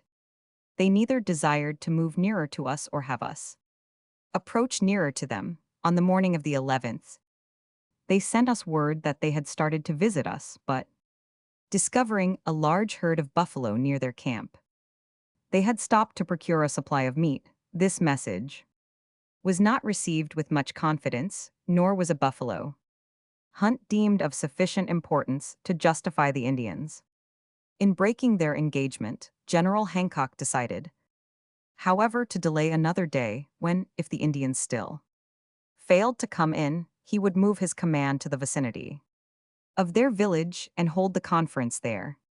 Orders were issued on the evening of the 12th for the march, to be resumed on the following day. Late in the evening, 2 chiefs of the Dog Soldiers, a band composed of the most warlike and troublesome Indians on the plains, chiefly made up of Cheyennes, visited our camp. They were accompanied by a dozen warriors and expressed a desire to hold a conference with General Hancock, to which he assented.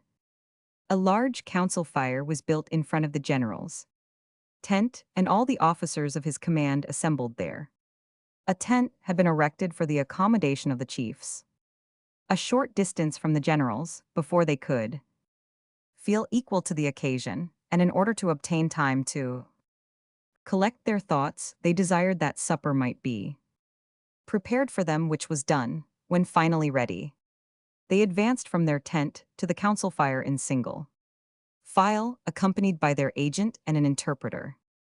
Arrived at the fire, another brief delay ensued. No matter how pressing or momentous the occasion, an Indian invariably declines to engage in a council until he has filled his pipe and gone through with the important ceremony of a smoke. This attended to, the chiefs announced that they were ready to talk. They were then introduced to the principal officers of the group and seemed much struck with the flashy uniforms of the few artillery officers who were present in all the glory of red horsehair plumes, aiguillettes, etc. The chief seemed puzzled to determine whether these insignia designated chieftains or medicine men. General Hancock began the conference by a speech in which he explained to the Indians his purpose in coming to see them and what he expected of them in the future.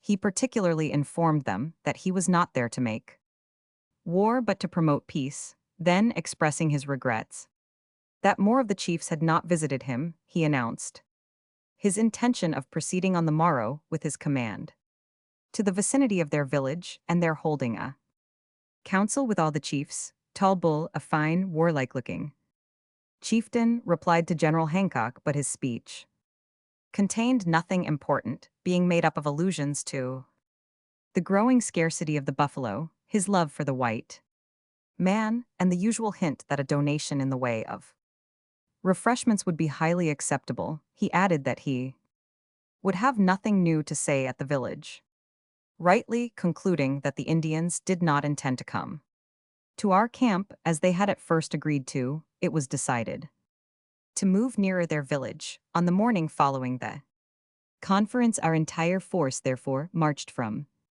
Fort Larned up Pawnee Fork in the direction of the main village, encamping the first night about 21 miles from Larned. Several parties of Indians were seen in our advance during the day, evidently watching our movements, while a heavy smoke, seen to rise in the direction of the Indian village, indicated that something more than usual was going on. The smoke, we afterward learned, arose from burning grass. The Indians, thinking to prevent us from encamping in their vicinity, had set fire to and burned all the grass for miles in the direction from which they expected us. Before we arrived at our camping ground, we were met by several chiefs and warriors belonging to the Cheyennes and Sioux. Among the chiefs were Pawnee Killer of the Sioux and White Horse of the Cheyennes. It was arranged that these chiefs should accept our hospitality and remain with us during the night, and in the morning all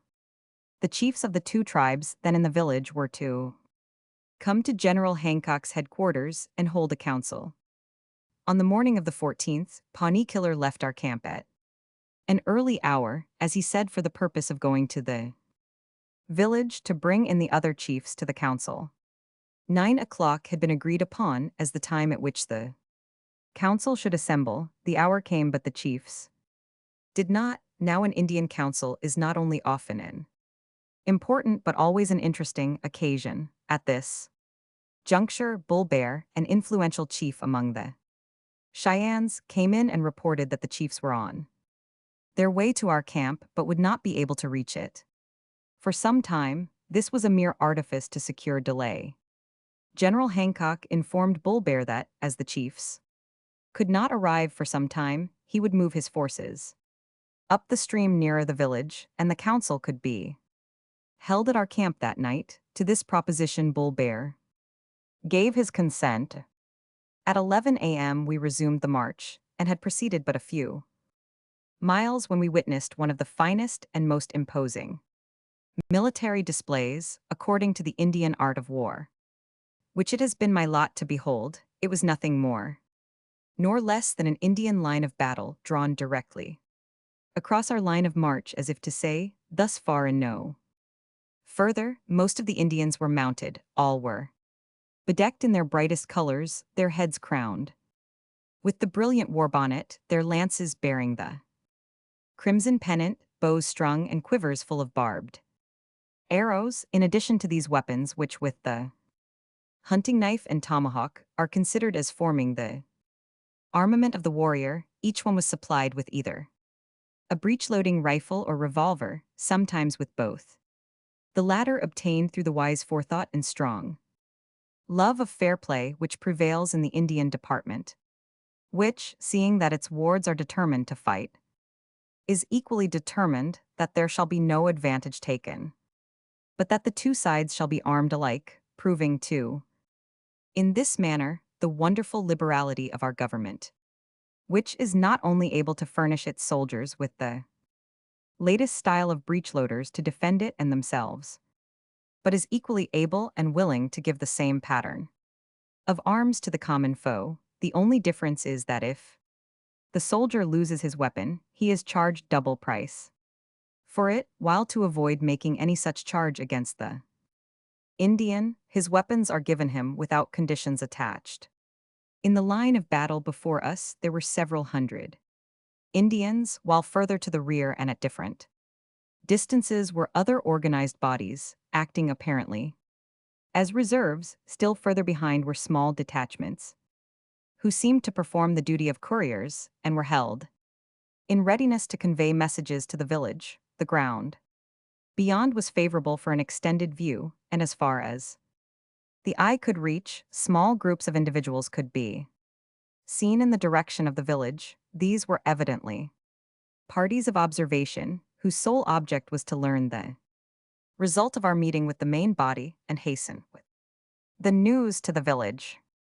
For a few moments appearances seemed to foreshadow anything but a peaceable issue. The infantry was in the advance, followed closely by the artillery, while my command, the cavalry, was marching on the flank. General Hancock, who was riding with his staff at the head of the column, coming suddenly in view of the wild, fantastic battle array, which extended far to our right and left and was not more than half a mile in our front, hastily sent orders to the infantry, artillery, and cavalry to form in line of battle, evidently determined that, if war was intended, we should be prepared. The cavalry, being the last to form on the right, came into line on a gallop, and without waiting to align the ranks carefully, the command was given to draw saber.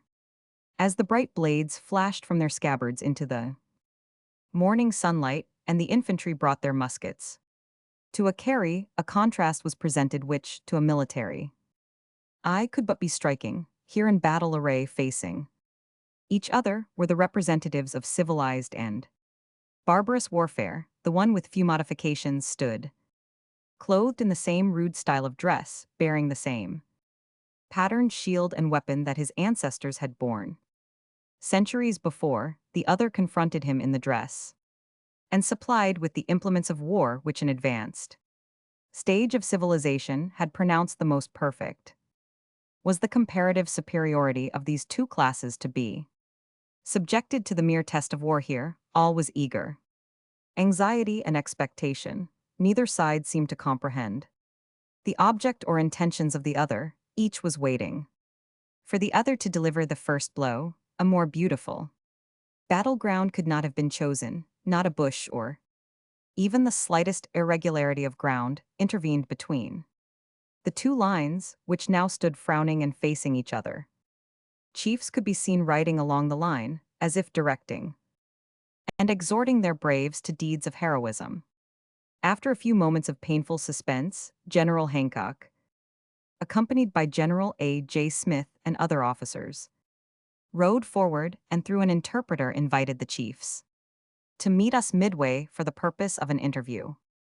In response to this invitation, Roman Nose, bearing a white flag accompanied by Bull Bear, White Horse, Gray Beard, and Medicine Wolf on the part of the Cheyennes and Pawnee, Killer, Bad Wound, Tall Bear that walks under the ground, Left Hand, Little Bear, and Little Bull on the part of the Sioux, rode forward to the middle of the open space between the two lines. Here we shook hands with all the chiefs, most of them exhibiting unmistakable signs of gratification at this apparently peaceful termination of our rencounter.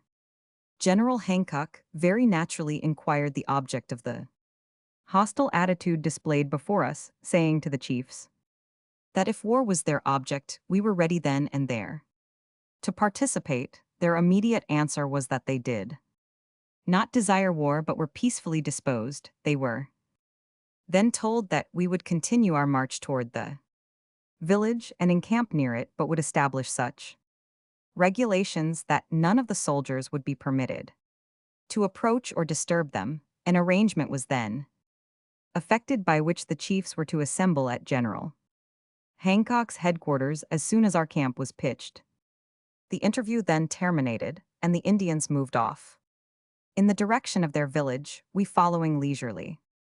In the rear, a march of a few miles brought us in sight of the village, which was situated in a beautiful grove on the bank of the stream up which we had been marching. It consisted of upwards of 300 lodges, a small fraction over half belonging to the Cheyennes, the remainder to the Sioux.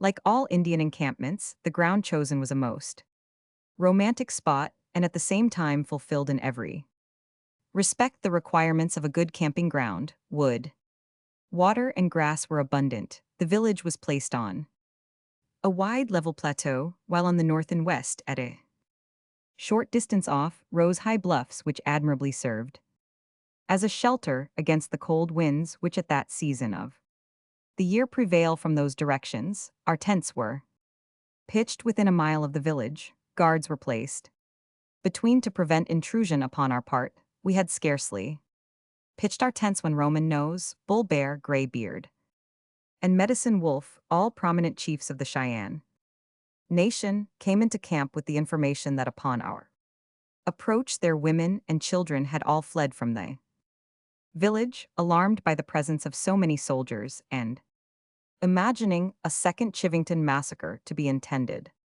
General Hancock insisted that they should all return, promising protection and good treatment to all, that if the camp was abandoned, he would hold it responsible. The chiefs then stated their belief in their ability to recall the fugitives, could they be furnished with horses to overtake them. This was accordingly done, and two of them set out mounted on two of our horses. An agreement was also entered into at the same time that one of our interpreters, Ed Gurrier, a half-breed Cheyenne who was in the employ of the government, should remain in the village and report every 2 hours as to whether any Indians were leaving there. This was about 7 o'clock in the evening. At 9:30, the half-breed returned to headquarters with the intelligence that all the chiefs and warriors were saddling up to leave under circumstances showing that they had no intention of returning, such as packing up every article that could be carried with them and cutting and destroying their lodges, this last being done to obtain small pieces for temporary shelter. I had retired to my tent, which was some few hundred yards from that of General Hancock, when a messenger from the latter awakened me with the information that the general desired my presence in his tent. He briefly stated the situation of affairs and directed me to mount my command. As quickly and as silently as possible, surround the Indian village and prevent the departure of its inhabitants. Easily said but not so easily done. Under ordinary circumstances, silence not being necessary, I could have returned to my camp, and by a few blasts from the trumpet, placed every soldier on his saddle almost as quickly as it has taken time to write this short sentence. No bugle calls must be sounded. We were to adopt some of the stealth of the Indians. How successfully remained to be seen. By this time, every soldier and officer was in his tent sound asleep. First going to the tent of the adjutant and arousing him, I procured an experienced assistant in my labors. Next, the captains of companies were awakened and orders imparted to them. They in turn transmitted the order to the first sergeant, who similarly aroused the men. It has often surprised me to observe the alacrity with which disciplined soldiers experienced in campaigning will hasten to prepare themselves for the march in an emergency like this. No questions are asked, no time is wasted. A soldier's toilet on an Indian campaign is a simple affair and requires little time for arranging. His clothes are gathered up hurriedly, no matter how, so long as he retains possession of them. The first object is to get his horse saddled and bridled, and until this is done his own dress is a matter of secondary importance, and one button or hook must do the duty of half a dozen. When his horse is ready for the mount, the rider will be seen completing his own equipment. Stray buttons will receive attention, arms will be overhauled, spurs restrapped, then if there still remain a few spare moments, the homely black pipe is filled and lighted, and the soldier's preparation is complete. The night was all that could be desired for the success of our enterprise. The air was mild and pleasant. The moon, although nearly full, kept almost constantly behind the clouds, as if to screen us in our hazardous undertaking. I say hazardous because none of us imagined for one moment that if the Indians discovered us in our attempt to surround them and their village, we should escape without a fight. A fight, too, in which the Indians, sheltered behind the trunks of the stately forest trees under which their lodges were pitched, would possess all the advantage. General Hancock, anticipating that the Indians would discover our approach and that a fight would ensue, ordered the artillery and infantry under arms to await the result of our moonlighted venture. My command was soon in the saddle and silently making its way toward the village. Instructions had been given forbidding all conversation, except in a whisper. Sabers were disposed of to prevent clanging. Taking a campfire which we could see in the village as our guiding point, we made a detour so as to place the village between ourselves and the infantry. Occasionally, the moon would peep out from the clouds and enable us to catch a hasty glance at the village. Here and there, under the thick foliage, we could see the white, conical-shaped lodges. Were the inmates slumbering, unaware of our close proximity, or were there dusky defenders, concealed, as well they might have been, along the banks of the Pawnee, quietly awaiting our approach and prepared to greet us with their well-known war whoop? These were questions that were probably suggested to the mind of each individual of my command, if we were discovered approaching. In the stealthy, suspicious manner which characterized our movements, the hour being midnight, it would require a more confiding nature than that of the Indian to assign a friendly or peaceful motive to our conduct, the same flashes of moonlight which gave us hurried glimpses of the village enabled us to see our own column of horsemen, stretching its silent length far into the dim darkness and winding its course like some huge anaconda about to envelop its victim. The method by which it was determined to establish a cordon of armed troopers about the fated village was to direct the march in a circle with the village in the center, the commanding officer of each rear troop halting his command at the proper point and deploying his men similarly to a line of skirmishers, the entire circle when thus formed, facing toward the village and distant from it perhaps a few hundred yards. No sooner was our line completely formed than the moon, as if deeming darkness no longer essential to our success, appeared from behind her screen and lighted up the entire scene, and beautiful it was, the great circle of troops, each individual of which sat on his steed, silent as a statue, the dense foliage of the cotton trees sheltering the bleached, skin-clad lodges of the red men, the little stream in the midst murmuring undisturbedly in its channel, all combined to produce an artistic effect as striking as it was interesting. But we were not there to study artistic effects. The next step was to determine whether we had captured an inhabited village involving, almost necessarily, a severe conflict with its savage occupants, or whether the red man had again proven too wily and crafty for his more civilized brothers, directing the entire line of troopers to remain mounted. With carbines held at the advance, I dismounted and, taking with me Gurrier, the half-breed, Dr. Coates, one of our medical staff, and Lieutenant Moylan, the adjutant, we proceeded on our hands and knees toward the village. The prevailing opinion was that the Indians were still asleep. I desired to approach near enough to the lodges to enable the half-breed to hail the village in the Indian tongue, and if possible establish friendly relations at once. It became a question of prudence with us, which we discussed in whispers as we proceeded on our tramp, tramp, tramp. The boys are creeping, how far from our horses and how near to the village we dared to go, if so few of us were discovered entering the village in this questionable manner. It was more than probable that, like the returners of stolen property, we should be suitably rewarded and no questions asked. The opinion of Gurrier, the half-breed, was eagerly sought for and generally deferred to. His wife, a full-blooded Cheyenne, was a resident of the village. This with him was an additional reason for wishing a peaceful termination to our efforts. When we had passed over two-thirds of the distance between our horses and the village, it was thought best to make our presence known.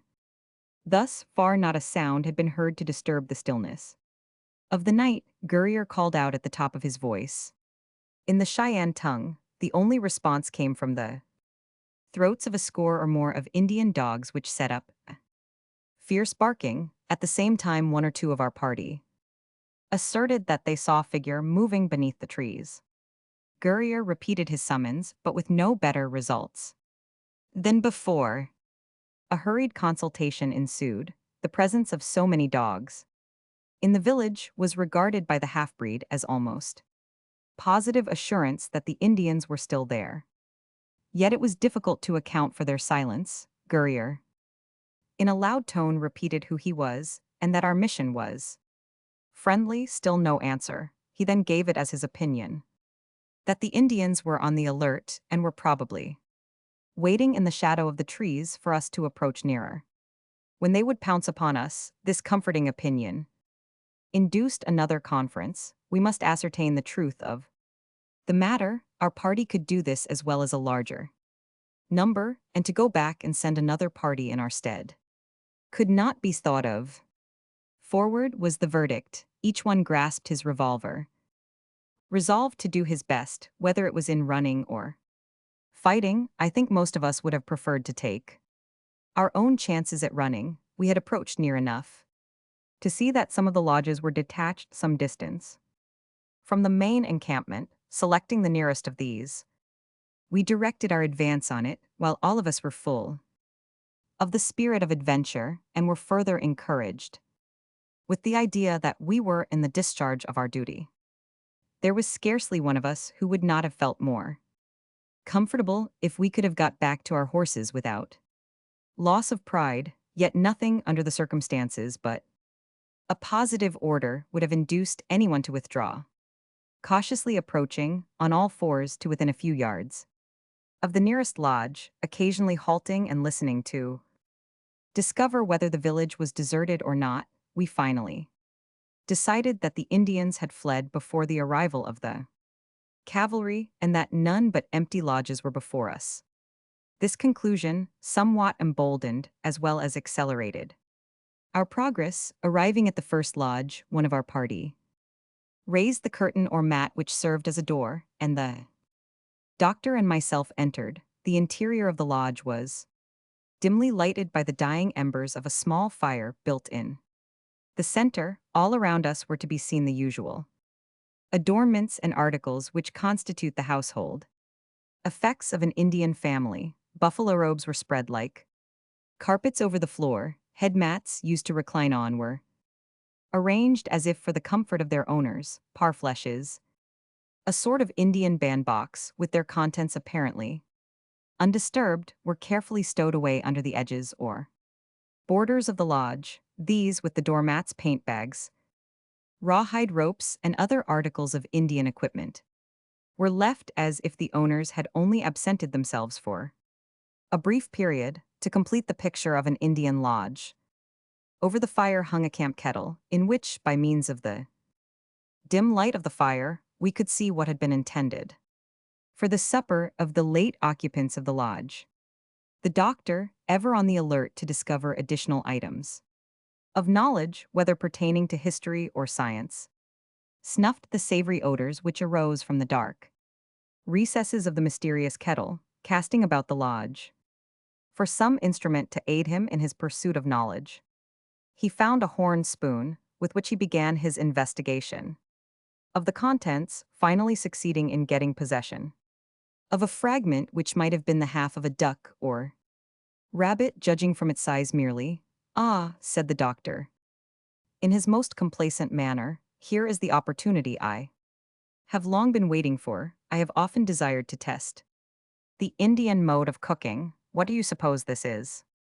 Holding up the dripping morsel, unable to obtain the desired information, the doctor, whose naturally good appetite had been sensibly sharpened by his recent exercise, set to with a will and ate heartily of the mysterious contents of the kettle. He was only satisfied on one point, that it was delicious, a dish fit for a king. Just then Gurrier the half-breed entered the lodge. He could solve the mystery, having spent years among the Indians. To him the doctor appealed for information, fishing out a huge piece and attacking it with the voracity of a hungry wolf. He was not long in determining what the doctor had supped heartily upon. His first words settled the mystery. "Why, this is dog." I will not attempt to repeat the few but emphatic words uttered by the heartily disgusted member of the medical fraternity as he rushed from the lodge.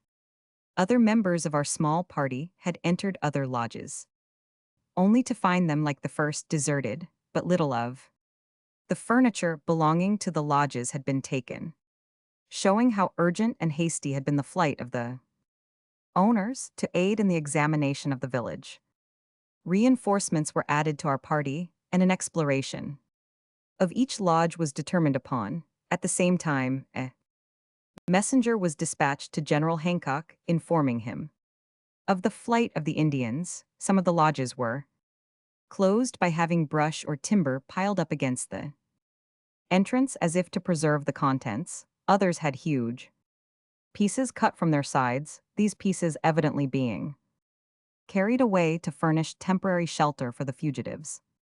In most of the lodges the fires were still burning. I had entered several without discovering anything important. Finally, in company with the doctor, I arrived at one the interior of which was quite dark, the fire having almost died out. Procuring a lighted faggot, I prepared to explore it, as I had done the others, but no sooner had I entered the lodge than my faggot failed me, leaving me in total darkness. Handing it to the doctor to be relighted, I began to feel my way about the interior of the lodge. I had almost made the circuit when my hand came in contact with a human foot. At the same time, a voice unmistakably Indian, and which evidently came from the owner of the foot, convinced me that I was not alone. My first impressions were that in their hasty flight the Indians had gone off, leaving this one asleep. My next, very naturally, related to myself. I would gladly have placed myself on the outside of the lodge and their matured plans for interviewing its occupant. But unfortunately, to reach the entrance of the lodge, I must either pass over or around the owner of the before-mentioned foot and voice. Could I have been convinced that among its other possessions there was neither tomahawk nor scalping knife, pistol nor war club, or any similar article of the noble red man's toilet, I would have risked an attempt to escape through the low, narrow opening of the lodge. But whoever saw an Indian without one or all of these interesting trinkets? Had I made the attempt, I should have expected to encounter either the keen edge of the scalping knife or the blow of the tomahawk, and to have engaged in a questionable struggle for life. This would not do. I crouched in silence for a few moments, hoping the doctor would return with the lighted faggot. I need not say that each succeeding moment spent in the darkness of that lodge seemed an age. I could hear a slight movement on the part of my unknown neighbor, which did not add to my comfort. Why does not the doctor return? At last I discovered the approach of a light on the outside. When it neared the entrance, I called the doctor and informed him that an Indian was in the lodge, and that he had better have his weapons ready for a conflict. I had, upon discovering the foot, drawn my hunting knife from its scabbard and now stood waiting the denouement, with his lighted faggot in one hand and cocked revolver in the other. The doctor cautiously entered the lodge, and there directly between us, wrapped in a buffalo robe, lay the cause of my anxiety, a little Indian girl, probably 10 years old.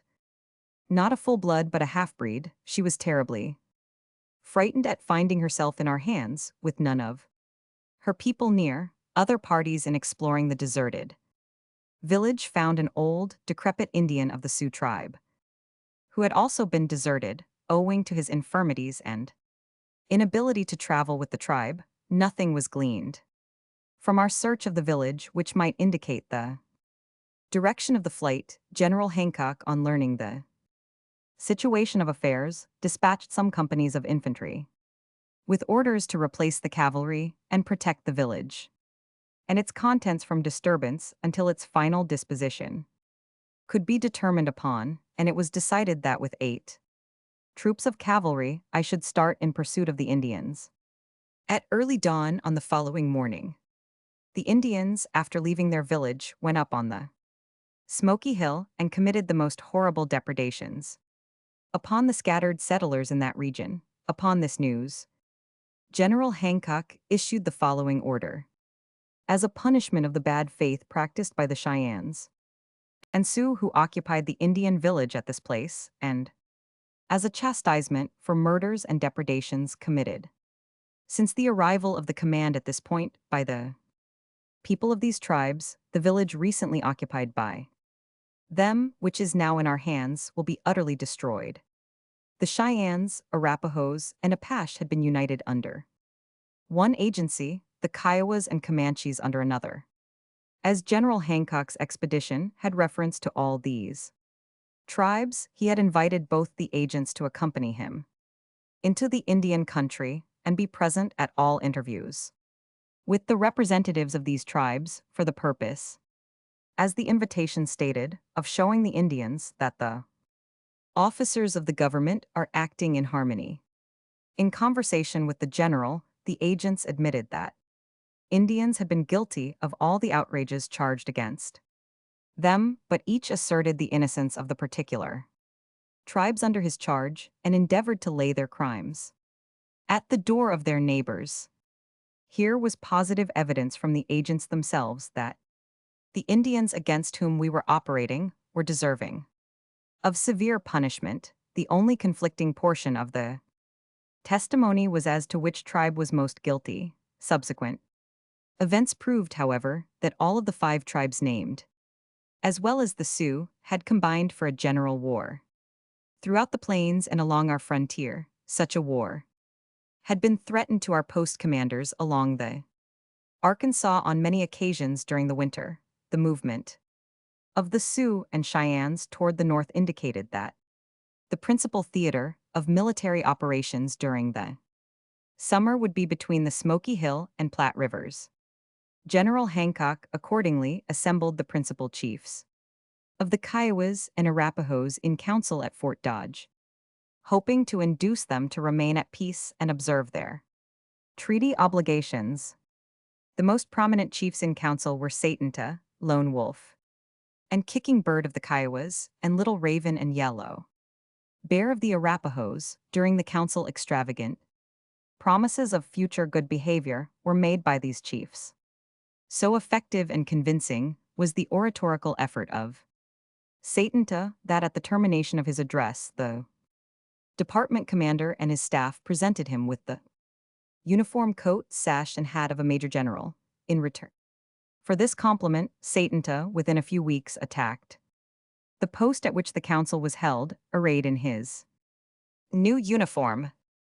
In the spring of 1878, the Indians commenced a series of depredations along the Santa Fe Trail and against the scattered settlers of the frontier that were unparalleled in their barbarity. General Alfred Sully, a noted Indian fighter who commanded the district of the Upper Arkansas, early concentrated a portion of the 7th and 10th Cavalry and 3rd Infantry along the line of the old Santa Fe Trail and kept out small expeditions of scouting parties to protect the overland coaches and freight caravans.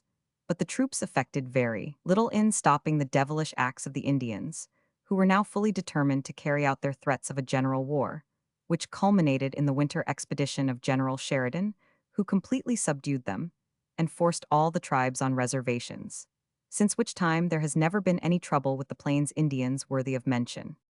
General Sully, about the 1st of September, with 8 companies of the 7th Cavalry and 5 companies of infantry, left Fort Dodge, on the Arkansas, on a hurried expedition against the Kiowas, Arapahoes, and Cheyennes. The command marched in a general southeasterly direction and reached the sand hills of the Beaver and Wolf Rivers by a circuitous route on the 5th day.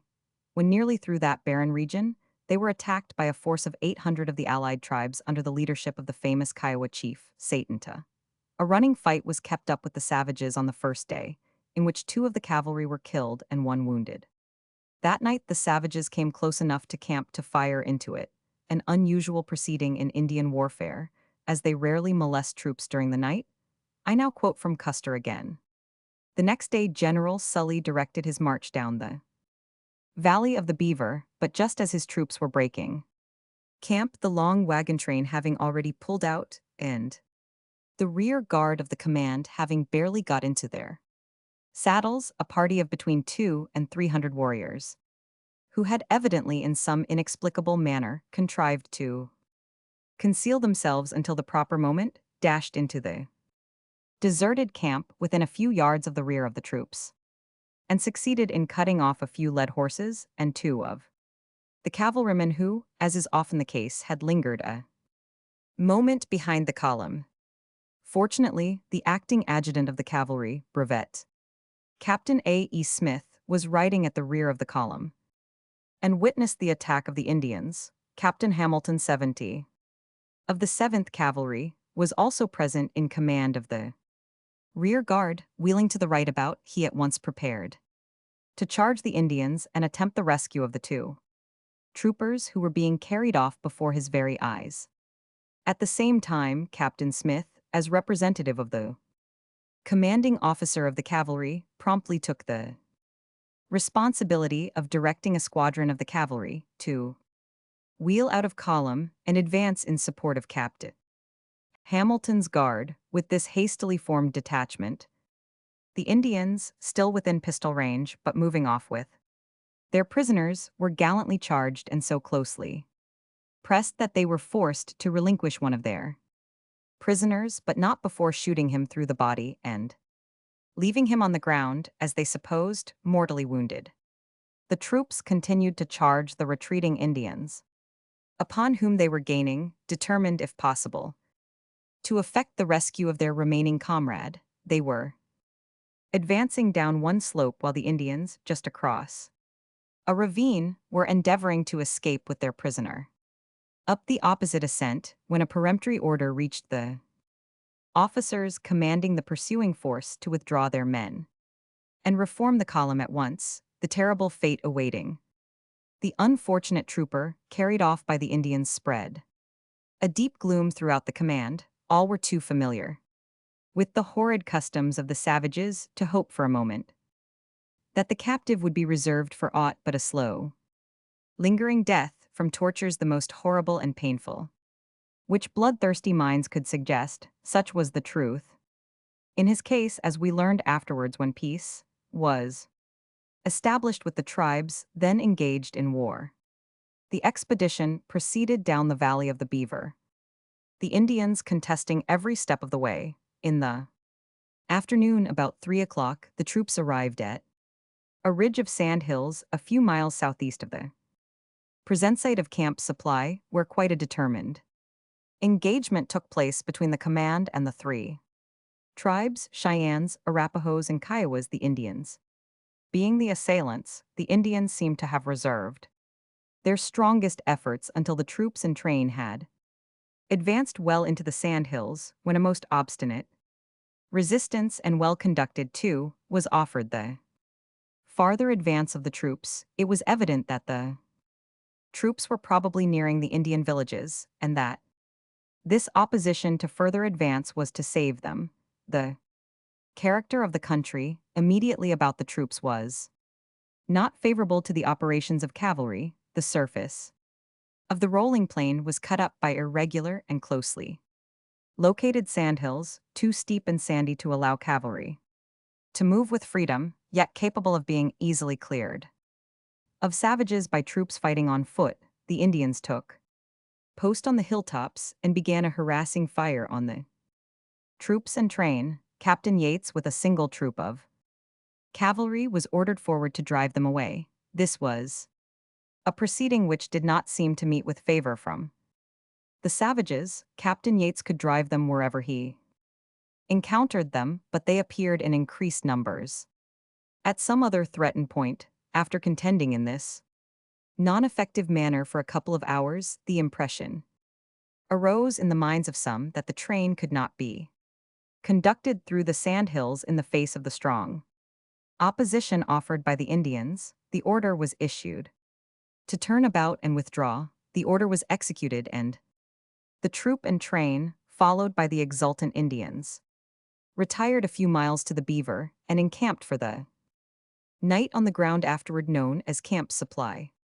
Captain Yates had caused to be brought off the field when his troop was ordered to retire the body of one of his men, who had been slain in the fight, as the troops were to continue their backward march next day, and it was impossible to transport the dead body further. Captain Yates ordered preparations made for interring it in camp that night, knowing that the Indians would thoroughly search the deserted campground almost before the troops should get out of sight, and would be quick with their watchful eyes to detect a grave, and, if successful in discovering it, would unearth the body in order to get the scalp. Directions were given to prepare the grave after nightfall, and the spot selected would have baffled anyone but an Indian. The grave was dug under the picket line, to which the 70 or 80 horses of the troop would be tethered during the night, so that their constant tramping and pawing should completely cover up and obliterate all traces. The following morning, even those who had performed the sad rites of burial to their fallen comrade could scarcely have indicated the exact location of the grave. Yet when we returned to that point, a few weeks later, it was discovered that the wily savages had found the place, unearthed the body, and removed the scalp of their victim on the day following the interment. After leaving the camp at Supply, the Indians gradually increased their force, until they mustered about 2,000 warriors. For 4 days and nights they hovered around the command, and by the time it reached Mulberry Creek, there were not 1,000 rounds of ammunition left in the whole force of troopers and infantrymen. At the creek, the incessant charges of the now infuriated savages compelled the troops to use this small amount held in reserve, and they found themselves almost at the mercy of the Indians. But before they were absolutely defenseless, Colonel Keogh had sent a trusty messenger in the night to Fort Dodge for a supply of cartridges to meet the command at the creek, which fortunately arrived there in time to save that spot from being a veritable last ditch. The savages, in the little but exciting encounter at the creek before the ammunition arrived, would ride up boldly toward the squadrons of cavalry, discharge the shots from their revolvers, and then, in their rage, throw them at the skirmishers on the flanks of the supply train, while the latter, nearly out of ammunition, were compelled to sit quietly in their saddles, idle spectators of the extraordinary scene. Many of the Indians were killed on their ponies, however, by those who were fortunate enough to have a few cartridges left. But none were captured, as the savages had taken their usual precaution to tie themselves to their animals, and as soon as dead were dragged away by them. Chapter 24: Invasion of the Railroad. The tourist who today, in a palace car, surrounded by all the conveniences of our American railway service, commences his tour of the prairies at the Missouri River, enters classic ground the moment the train leaves the muddy flood of that stream on its swift flight toward the golden shores of the Pacific. He finds a large city at the very portals of the once far West, with all the bustle and energy which is so characteristic of American enterprise. Gradually, as he is whirled along the iron trail, the woods lessen. He catches views of beautiful intervals. A bright little stream flashes and foams in the sunlight as the trees grow fewer, and soon he emerges on the broad sea of prairie, shut in only by the great circle of the heavens. Dotting this motionless ocean everywhere, like white sails, are quiet homes, real argosies ventured by the sturdy and industrious people who have fought their way through almost insurmountable difficulties to the tranquility which now surrounds them. A few miles west of Topeka, the capital of Kansas, when the train reaches the little hamlet of Wakarusa, the track of the railroad commences to follow the route of the old Santa Fe Trail. At that point, too, the Oregon Trail branches off for the heavily timbered regions of the Columbia. Now begins the classic ground of the once famous highway to New Mexico. Nearly every stream, hill, and wooded dell has its story of adventure in those days when the railroad was regarded as an impossibility, and the region beyond the Missouri as a veritable desert. After some hours' rapid traveling, if our tourist happens to be a passenger on the California Limited, the swift train that annihilates distance, he will pass by towns, hamlets, and immense cattle ranches, stopping only at county seats, and enter the justly famous Arkansas Valley at the city of Hutchinson. The old trail now passes a few miles north of this busy place, which is noted for its extensive salt works, nor does the railroad again meet with it until the site of old Fort Zara is reached, 47 miles west of Hutchinson, though it runs nearly parallel to the once great highway at varying distances for the whole detour. The ruins of the once important military post may be seen from the car windows on the right, as the train crosses the iron bridge spanning the Walnut, and here the old trail exactly coincides with the railroad, the track of the latter running immediately on the old highway. 3 miles westward from the classic Little Walnut, the old trail ran through what is now the courthouse square of the town of Great Bend. It may be seen from the station, and on that very spot occurred the terrible fight of Captains Booth and Hallowell in 1864. 13 miles further mountainward, on the right of the railroad, not far from the track, stands all that remains of the once dreaded Pawnee Rock. It lies just beyond the limits of the little hamlet bearing its name. It would not be recognized by any of the old plainsmen were they to come out of their isolated graves, for it is only a disintegrated, low mass of sandstone now, utilized for the base purposes of a corral, in which the village herd of milch cows lie down at night and chew their cuds. Such peaceful transformation has that great civilizer, the locomotive, wrought in less than 2 decades. Another 5 or 6 miles, and the train crosses Ash Creek, which too was once one of the favorite haunts of the Pawnee and Comanche on their predatory excursions, in the days when the mules and horses of passing freight caravans excited their cupidity.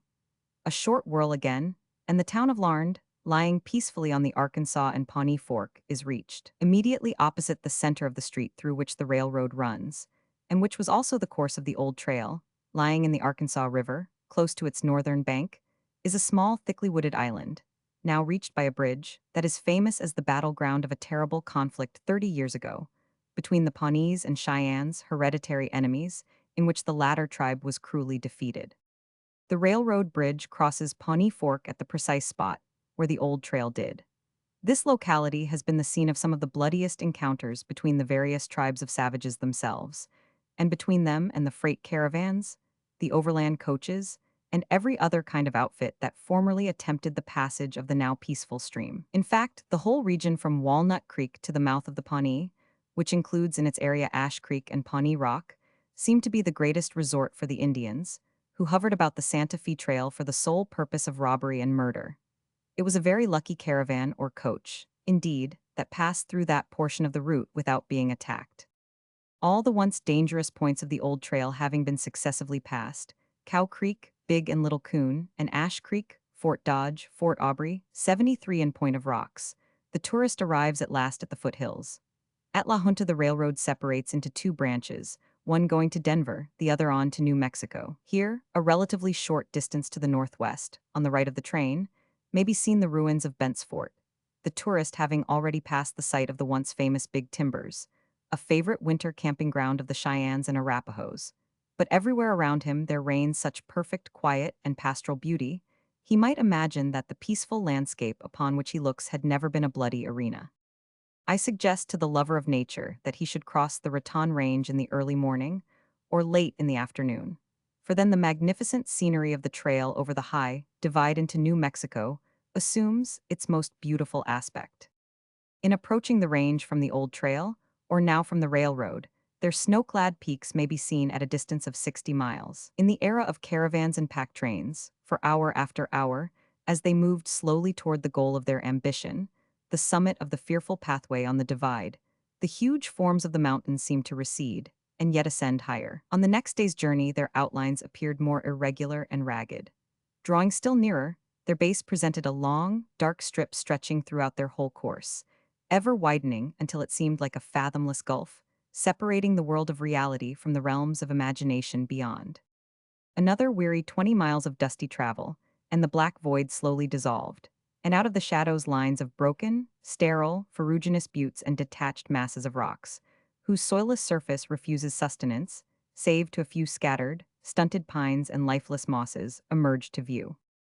The progress of the weary-footed mules or oxen was now through ravines and around rocks, up narrow paths which the melting snows have washed out, sometimes between beetling cliffs, often to their very edge, where hundreds of feet below the trail, the tall trees seemed diminished into shrubs. Then again, the road led over an immense broad terrace, for thousands of yards around, with a bright lake gleaming in the refracted light, and brilliant alpine plants waving their beautiful flowers on its margin.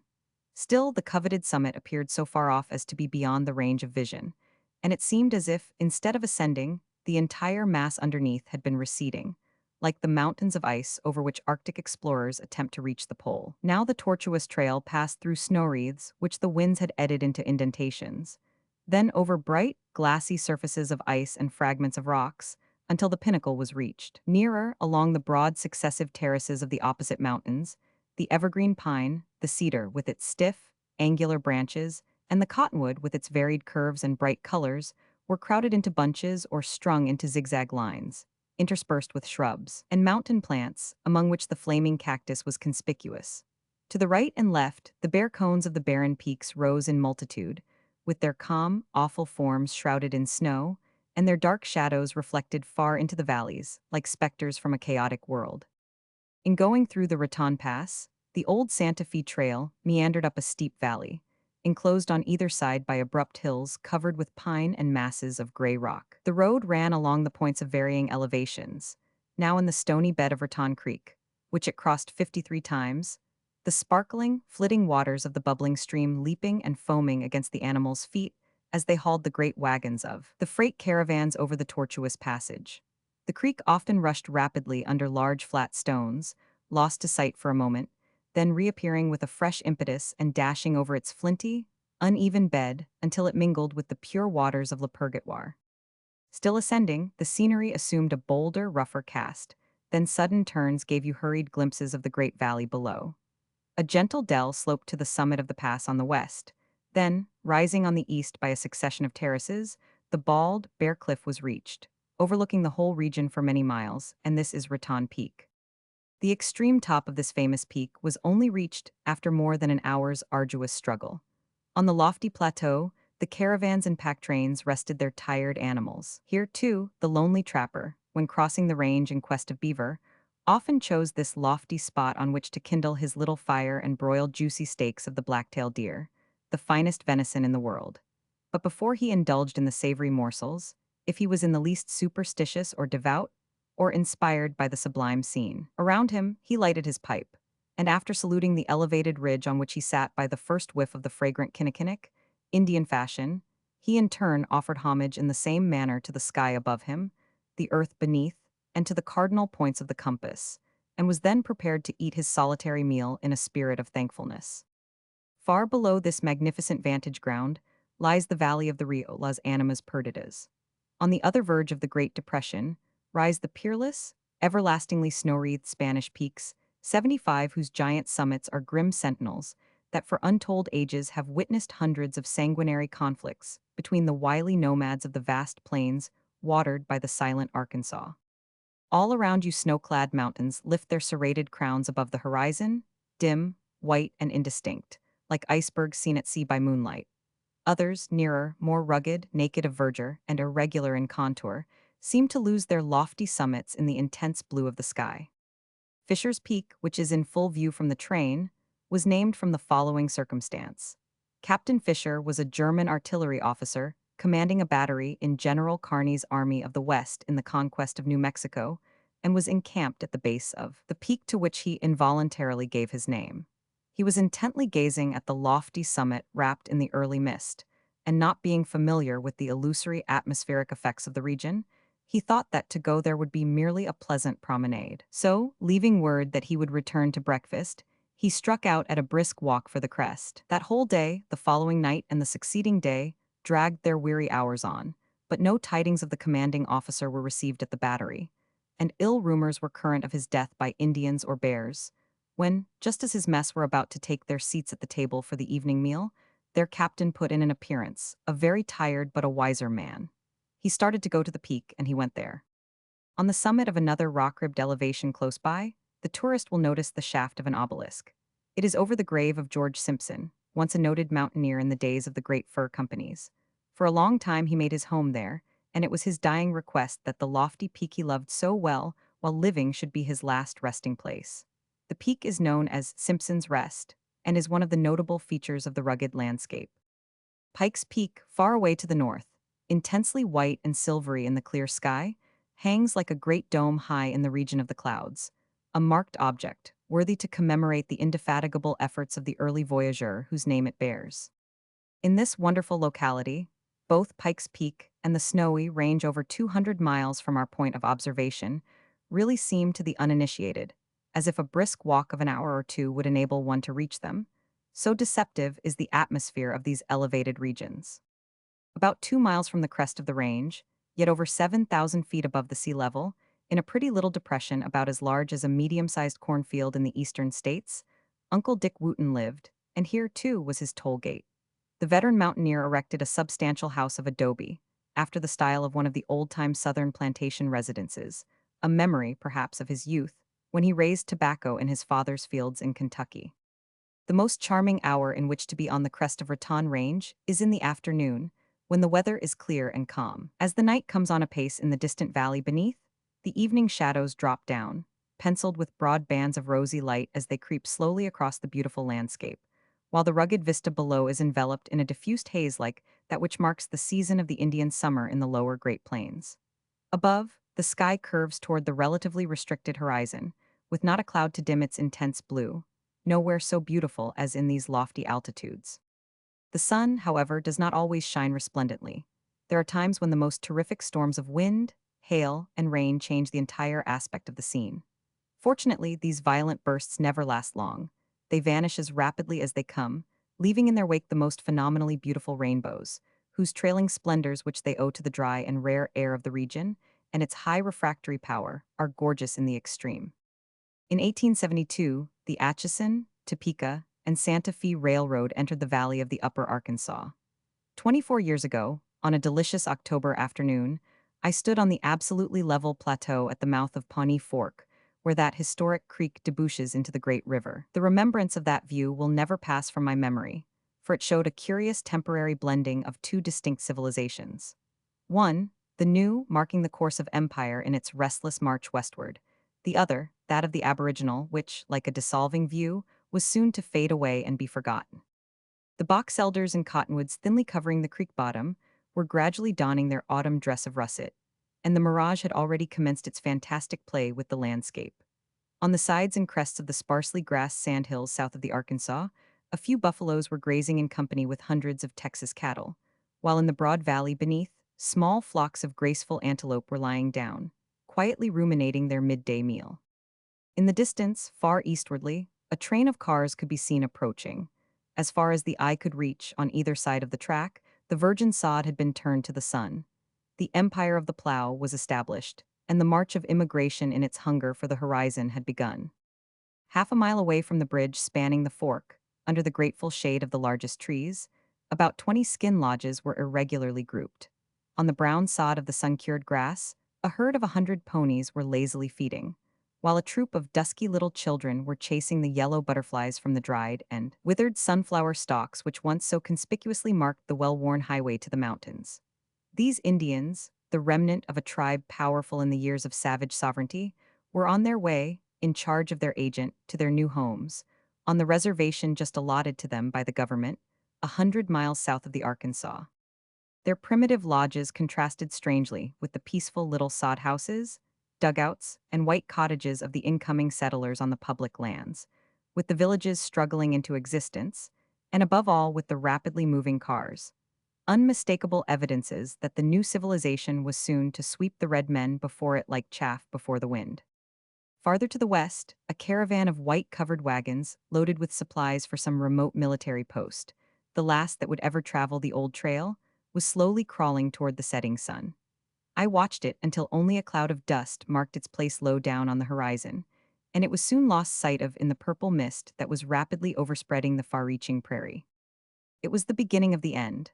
On the 9th of February, 1880, the first train over the Atchison, Topeka, and Santa Fe Railroad arrived at Santa Fe, and the old trail as a route of commerce was closed forever.